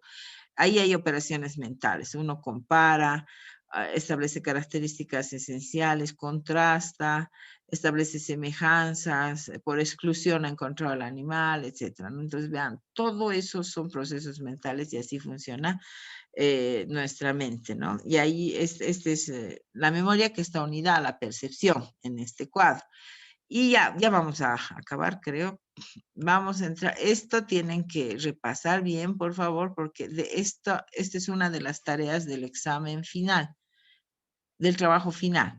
En el trabajo final ustedes tienen que aplicarse unos test que vamos a ver el día viernes, ¿no? Y tienen que hacer un plan de clase donde se activen todas estas funciones y ustedes tienen que poner ejemplos. Por decir, yo quiero enseñar el cerebro humano, ¿ya? Entonces pongo el grupo, pongo la materia, pongo la edad de los chicos, etcétera, y ahí digo, voy a enseñar el cerebro humano. Para crear expectativa, voy a pasarles unas imágenes de cerebros en 3D. Entonces ellos, al ver los cerebros en 3D, van a crear expectativa. Entonces los voy a motivar y les voy a decir, ustedes conocen al hacker que puede hackear así. Y así, solo con un tema, ustedes tienen que crear todo el plan de clase, ¿no? Al finalizar les voy a explicar bien. Estoy creando expectativa sobre la tarea. Bueno, vamos al pensamiento. Entonces ya hemos visto expectativa, hemos visto motivación, ¿qué más? Atención, percepción, memoria. Con todo ese contenido ya hemos visto, y hemos percibido, y hemos guardado, y entonces ahora sí vamos a pensar, vamos a procesar. Si la memoria era una función multidimensional, esta es una función compleja. ¿Por qué es compleja? Porque interviene en razonamiento, comprensión, resolución de problemas y creatividad. Tiene 4 dimensiones el pensamiento. El pensamiento es una gran herramienta de la inteligencia ejecutiva. Si no fuera que yo pensara, si no fuera que yo razonara, planificara, verificara, no podría manejarme en la vida, ¿no? Entonces, este pensamiento me permite ejercer control sobre el pasado inmediato. Evalúo, comprendo, dirijo o redirijo mi comportamiento. Y esa es la metacognición, ¿sí? El pensamiento está muy unido a la sociohistoria. Por eso ustedes van a encontrar pensamiento aymara, pensamiento clásico, pensamiento latinoamericano, porque por épocas, por contexto histórico, social, cultural, los seres humanos como grupo tendemos a pensar de una forma, ¿sí? Entonces, está muy unido a la sociohistoria. ¿Cómo se organiza el pensamiento? Depende de esquemas, ¿ya? Para yo entender la realidad, voy construyendo desde que he nacido, desde que nacemos, vamos construyendo esquemas. Por ejemplo, para leer la A o la O, diferenciar de la O, lo primero que hacemos es, al nacer, ¿no? El primer rostro que vemos es el rostro, los ojos de la mamá, círculo. Se guarda ese círculo como esquema. Después de ese esquema, o sea, de ese círculo, van a salir la rueda, el biberón, o sea, el chupón, todo lo que tiene que ver con círculo, ¿verdad? Entonces, en base a eso, como plantilla, se va a construir la O, la A, ¿ya? Pero ¿de dónde ha partido? De esa plantilla que yo he construido. Si, por ejemplo, les digo, a ver, adivinen qué es. Pico, alas, ¿qué es?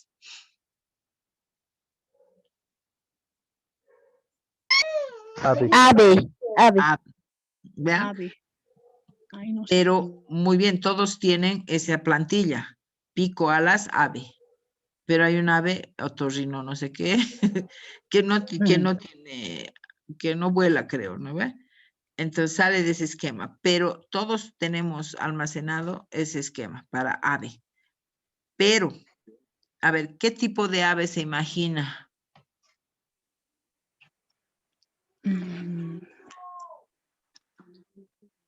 Pajarito, ¿qué? Lo más común, gallina.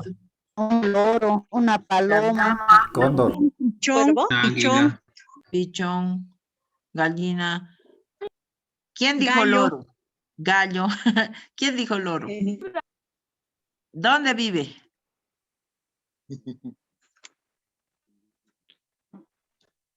Yo, pero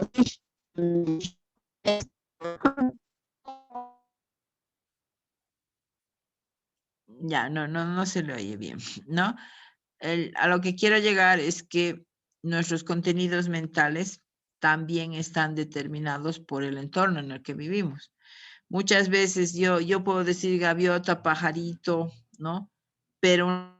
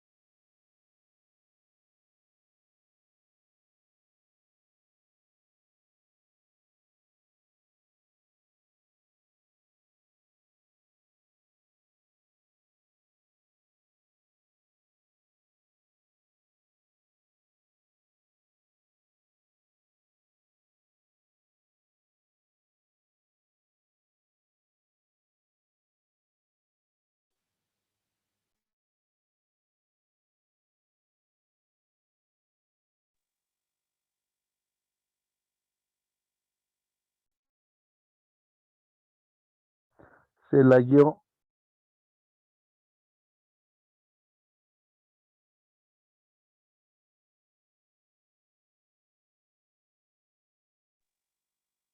No hay audio.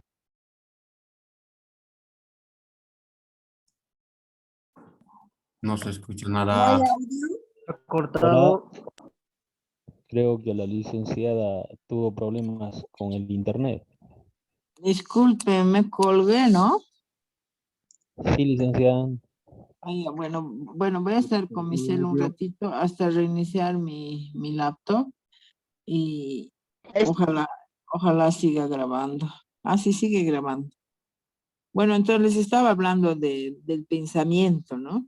Entonces, el pensamiento puede ser de dos tipos, ¿ya? El pensamiento es la forma de resolver problemas, es decir...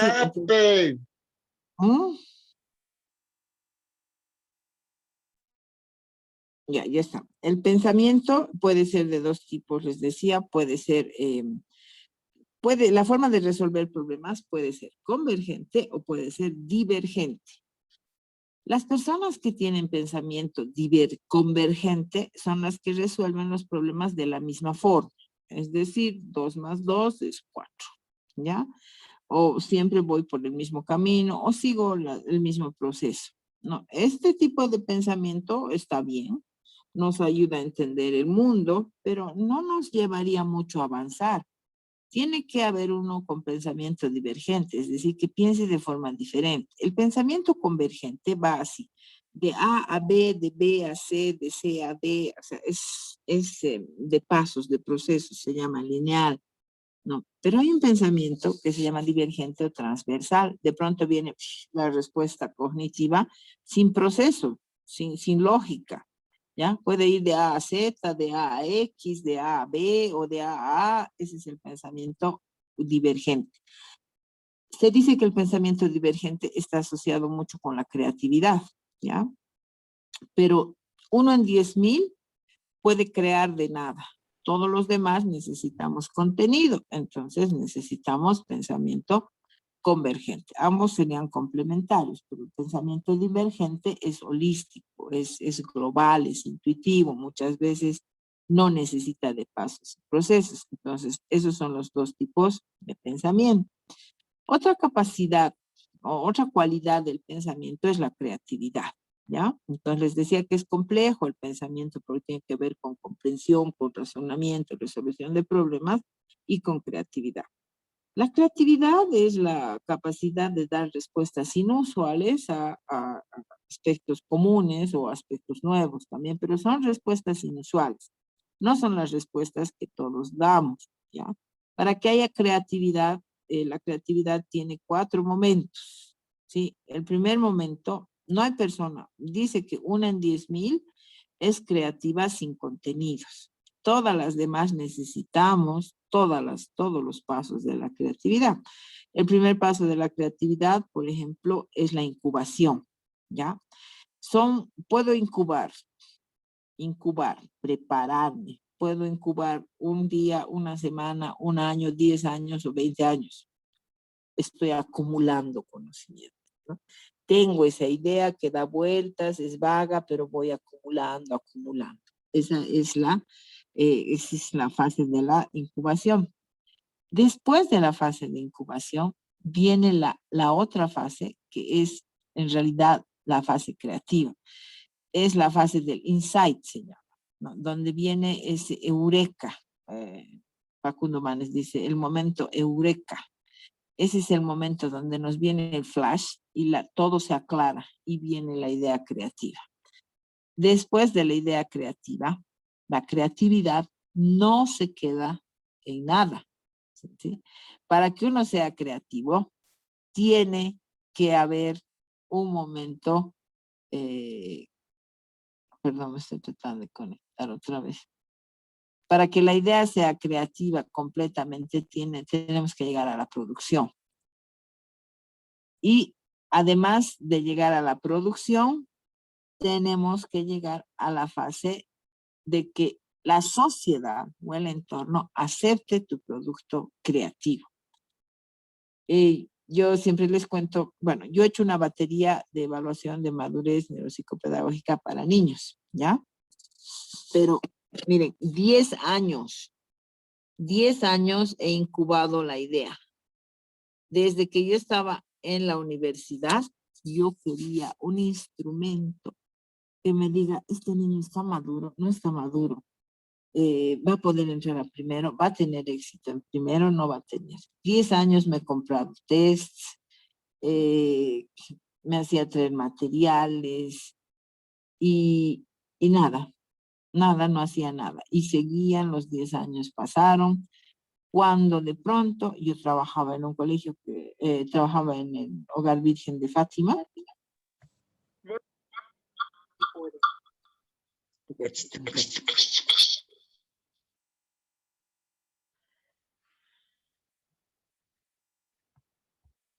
Ya, ahora sí, gracias. Disculpen, ya estoy otra vez en mi celular.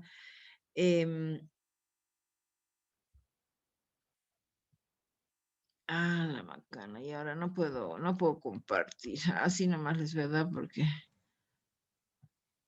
Bueno, entonces les decía que yo 10 años había acumulado información y de pronto, como yo trabajaba en este Hogar Virgen de Fátima, vienen las damas americanas que eran las voluntarias y me dicen, bueno, Marianela, tienes que hacer un listado de materiales y nos tienes que decir qué es lo que vamos a necesitar porque nos van a dar una donación y nos tienes que decir qué necesitan los niños. Y me viene la idea. Todos los 10 años había pensado, acumulado, ¿no? ¿Y ahora qué puedo hacer? No, voy a hacer la batería. Ese momento es el momento insight, el momento clave, el momento eureka, donde viene y te viene toda la idea, ¿sí? Pero uno no termina de ser creativo si es que no llega a concretar la idea. Entonces me cierro una semana y empiezo a recortar mis tests y me armo aquellas veces en fotocopias, pegando mis pruebas, tenía manuales, tenía escalas, todo tenía, en 10 años había acumulado. En una semana he plasmado la idea y sale mi primer instrumento, mi primer borrador, ¿no? Que era con recortes de mis tests y después en fotocopias. Pero dice que la creatividad no termina ahí, tiene que ser reconocida por el medio, si no, no hay creatividad. Entonces, vean, la creatividad tiene una fase de incubación, una segunda fase que es la idea creativa, una tercera fase que es la producción y una cuarta fase que es el reconocimiento de esto por la sociedad, ¿ya? Entonces, ese es el pensamiento y esa es la creatividad. Ahora, la creatividad tiene que darse, necesitamos un momento muy importante para la creatividad, ¿ya? La creatividad se va a dar cuando estamos en ondas alfa, es decir, cuando estamos en actividad relajada. La fase de incubación se puede dar en beta, se puede dar en años, les decía, y es cuando estoy acelerado, emocionado. Pero la idea creativa, si ustedes revisan a los inventores, a todas las personas que han hecho alguna producción, cantores, artistas, la idea creativa viene en una fase relajada, ¿no? De pronto durmiendo, de pronto caminando, ahí viene la idea creativa. Entonces, de todo eso se encarga el pensamiento. Una vez que ya miren el proceso cognitivo está ya llegando a feliz término, ¿no? Hemos visto en la creatividad, puede ser crear, puede ser comprender, puede ser razonar o puede ser resolver un problema.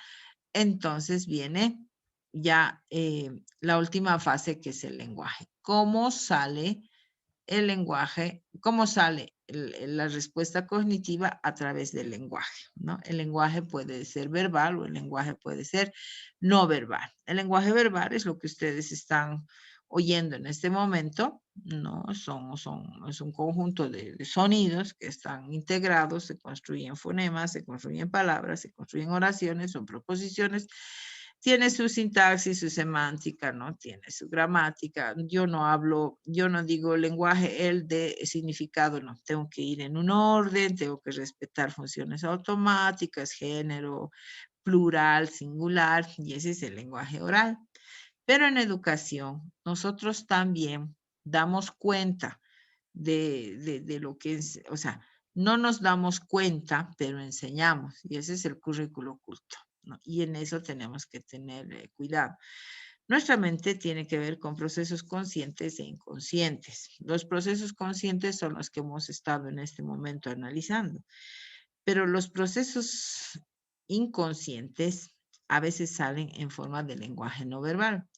Mediante mi inconsciente yo les puedo transmitir postura, ideología, les puedo transmitir juicio, crítica. O sea, ustedes pueden ver mi pensamiento, o sea, pueden percibir lo que yo pienso y puedo yo modificar lo que ustedes piensan desde mi currículo oculto, que se va a dar a través del inconsciente, les decía, con el lenguaje no verbal.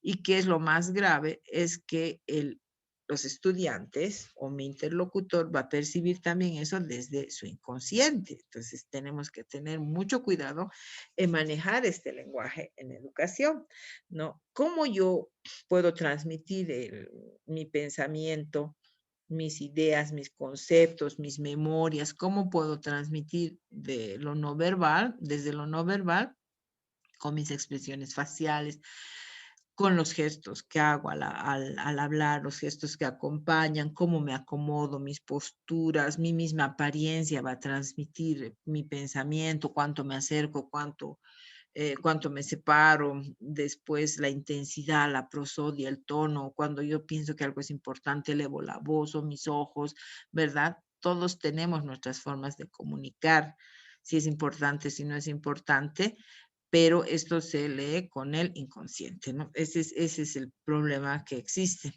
Entonces, con esto termina la respuesta cognitiva, ¿ya? Hasta ahí habríamos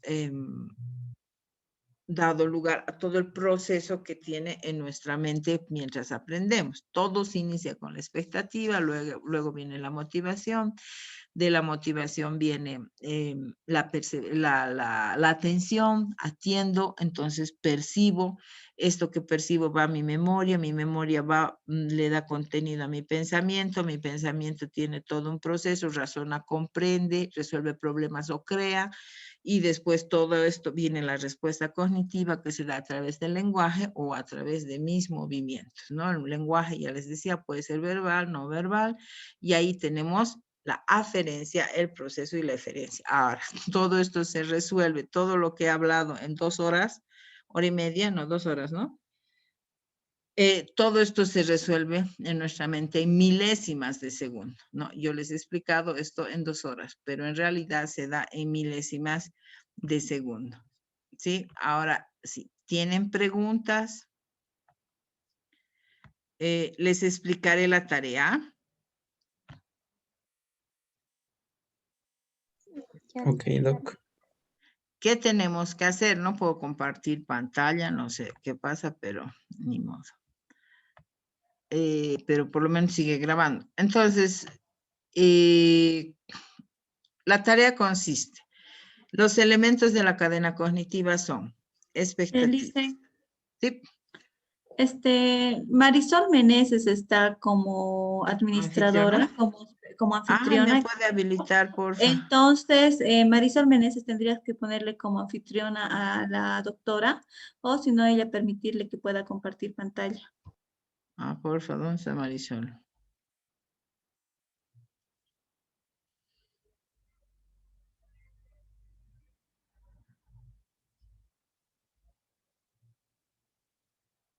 Creo que...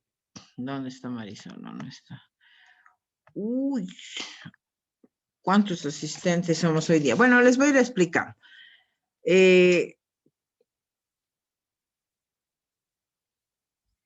Lo que tenemos 2 exámenes, o 2 tareas. Ya le puse de hospedador. Ay, muchas gracias.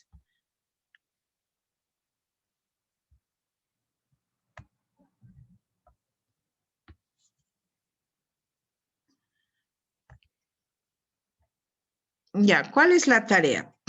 Una de las tareas, ¿sí? Elaborar un plan de clase que incluya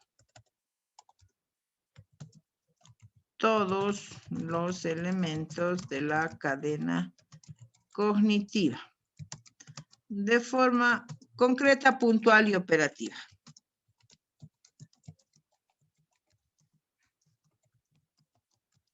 No van a ser contenidos, objetivo holístico, no, nada. Lo que quiero ver es cómo aplican la cadena cognitiva, ¿ya? Les estaba yo diciendo que de pronto yo quiero enseñar el cerebro, ¿sí? Entonces, ¿cuál es la primera? ¿Cuál es la primera función que tengo que enseñar? Expectativa. Bueno, para crear expectativa, mi tema va a ser el cerebro, ¿sí? El cerebro. Entonces, digamos que es para primero de secundaria. Tengo 2 horas, ¿sí? Si ustedes ya aquí pueden poner objetivos, recursos, materiales, sí, pero no necesitamos así un gran análisis de todos los objetivos, no. ¿No? Entonces, lo que quiero es que conozcan la parte estructural, funcional del cerebro. Entonces, para crear expectativa, ¿qué recurso voy a utilizar? Les voy a mostrar un cerebro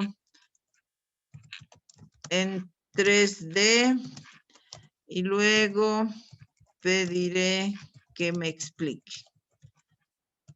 y me digan qué entendieron. ¿Listo? Un elemento. Luego, ¿qué viene? ¿Qué puedo hacer para generar motivación? Voy a enseñar el cerebro. A chicos de primero de secundaria sería 10, 11, 12 años. Tengo 2 horas. ¿Qué puedo hacer para crear motivación? 12 años tienen, entonces les voy a hacer la dinámica del hacker. Les pediré que hackeen el cerebro de su compañero.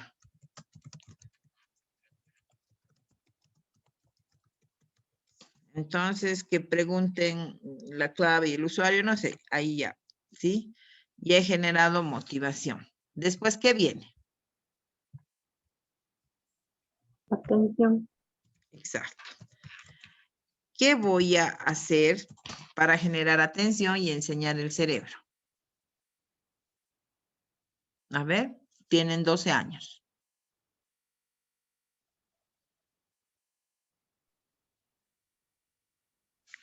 ¿Cómo dijo Lice? ¿Cómo puedo generar atención? Atención sostenida, puede ser atención selectiva, ¿no? Para generar atención, para enseñarles el cerebro. Les voy a enseñar el cerebro, sus partes. Voy a crear expectativa, les muestro un cerebro en 3D, luego le pido que me expliquen, les voy a motivar con la dinámica del hacker. ¿Cómo generaría atención? Digamos, Tal vez a través del uso de estrategias, ¿no? De ¿cuál? aprendizaje. Puntual, concreto. ¿Les puedo hacer observar un video, Lice, doctora? Pero ya hemos visto video en la expectativa. Un rompecabezas. Exacto. Ya, rompecabezas. ¿De cuántas piezas? De 10 piezas, digamos, ¿ya?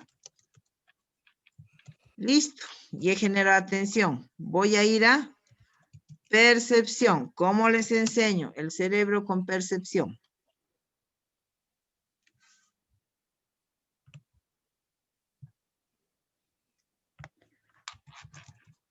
Imágenes, ¿no? Que armen el rompecabezas del cerebro. Ya han armado para atención. Ahora, digamos que en plastilina. Ya. ¿Qué otra función viene? La memoria. Ya. ¿Qué hago? Tal vez alguna prueba, un cuestionario. Excelente, ¿sí? Les doy el texto. Y les hago un cuestionario. Porque la memoria es memoria, tienen que saber. Después, ¿qué viene? Pensamiento. Listo. En pensamiento, ¿qué hago? Puedo, ya no se olviden que pensamiento es complejo, razonamiento, comprensión, resolución de problema o creatividad y creatividad. ¿Qué puedo hacer para pensamiento? Comparar el tamaño del cerebro del hombre y los animales, quizás. Creación de mensajes en el tema de creatividad, ¿no? También. Sobre el cerebro. ¿Qué más puedo hacer? Mensajes sobre el cuidado del cerebro, ¿no? Podría ser.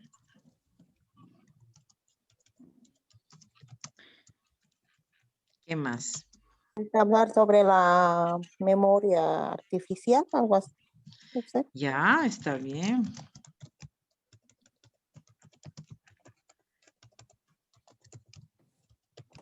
Ya, aquí ya les voy a dar contenido, ¿no ve?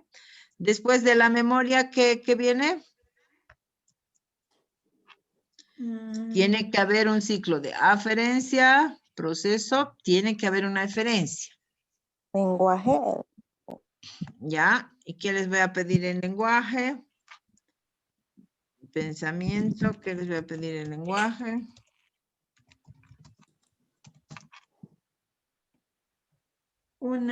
Tal vez puede ser un debate, puede ser una exposición, un diálogo, un foro.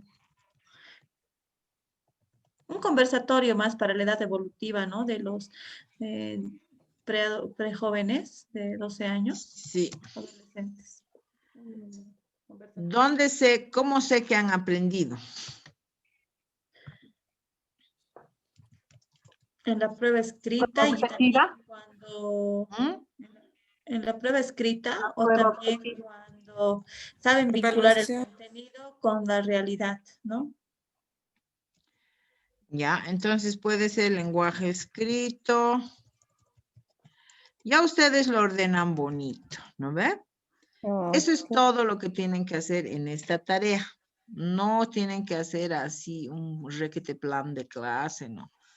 O sea, no es plan de clases, no sé qué se puede llamar esto, pero lo que tienen que hacer es hallar el tema, determinar la edad, porque eso es bien importante para seleccionar material y cuánto tengo de tiempo.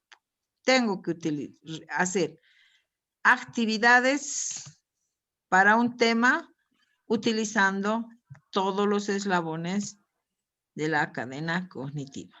Cuando yo elijo las actividades de la cadena cognitiva, tengo que fijarme en la teoría que hemos visto sobre el pensamiento. Por ejemplo, si hemos visto pensamiento, tengo que ver que el pensamiento tiene 4 características, ¿no? Entonces tengo que trabajar sobre eso. Sí, atención, ¿qué tipo de atención voy a ver?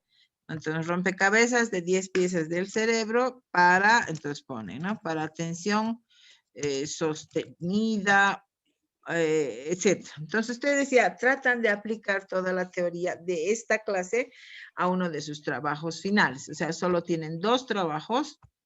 ¿Se ve esto? ¿Les quieren que saque una fotito? Sí. Doctora, necesariamente tenemos que elegir entonces un tema, ¿verdad? Un Y en tema. base a eso. Ay. No el cerebro, cualquier tema.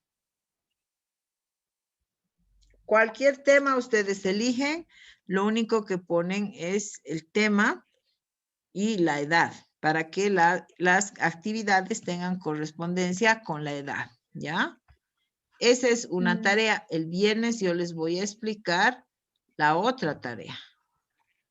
Y la otra tarea sí no es difícil, pero es más larguita. En la otra tarea, yo el viernes les voy a pasar un manual bien lindo que tengo con tests para ver la diversidad de nuestra organización funcional. Entonces, vamos a ver, por ejemplo, el viernes, vamos a ver qué es la funcionalidad hemisférica, las inteligencias, los estilos de recepción de la información y los estilos de aprendizaje. Les voy a pasar los 4 tests que tienen ustedes ahí en el manual. Y ustedes tienen que aplicarse las pruebas, les voy a explicar cómo aplicarse las pruebas y después ustedes tienen que hacer el informe y esos son sus trabajos finales más las asistencias. ¿Tienen alguna pregunta de este tema? Yo creo que está claro. De este primer tema, cualquiera de lo que hemos avanzado durante las clases que hemos tenido, ¿no? Cualquier tema.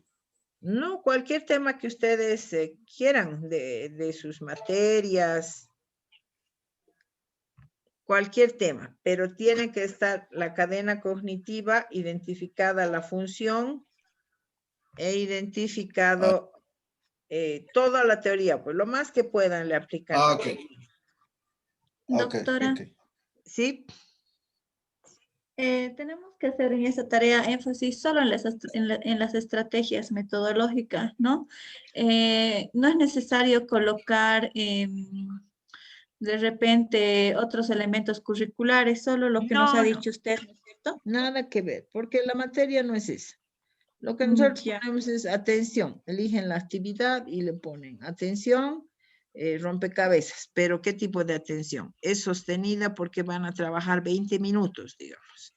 No, en memoria, una prueba, un cuestionario escrito. Entonces vamos a trabajar la memoria declarativa. Así. Eso, es de aplicación. ¿Para cuándo sería esta tarea, doctora? Terminamos las clases el día viernes, estas clases virtuales. Tienen una semana hasta el siguiente domingo, me parece, y hasta ahí tienen que subir las 2 tareas. Y después ya empiezan otro módulo. Ok. ¿Ya? Perfecto. Pero igual les voy a ir explicando, ¿no? Yo quería que, como hemos dado este tema, que quede clarita también la tarea, que es de aplicación. Mejor yo les sugiero que, como hemos visto cómo es la memoria y cuánto tiempo nos dura y demás, que hagan hoy día o en estos días que hagan esta tarea, porque después va a ser más difícil. Ahorita es fácil porque estamos con los contenidos recién desarrollados, ¿no ve?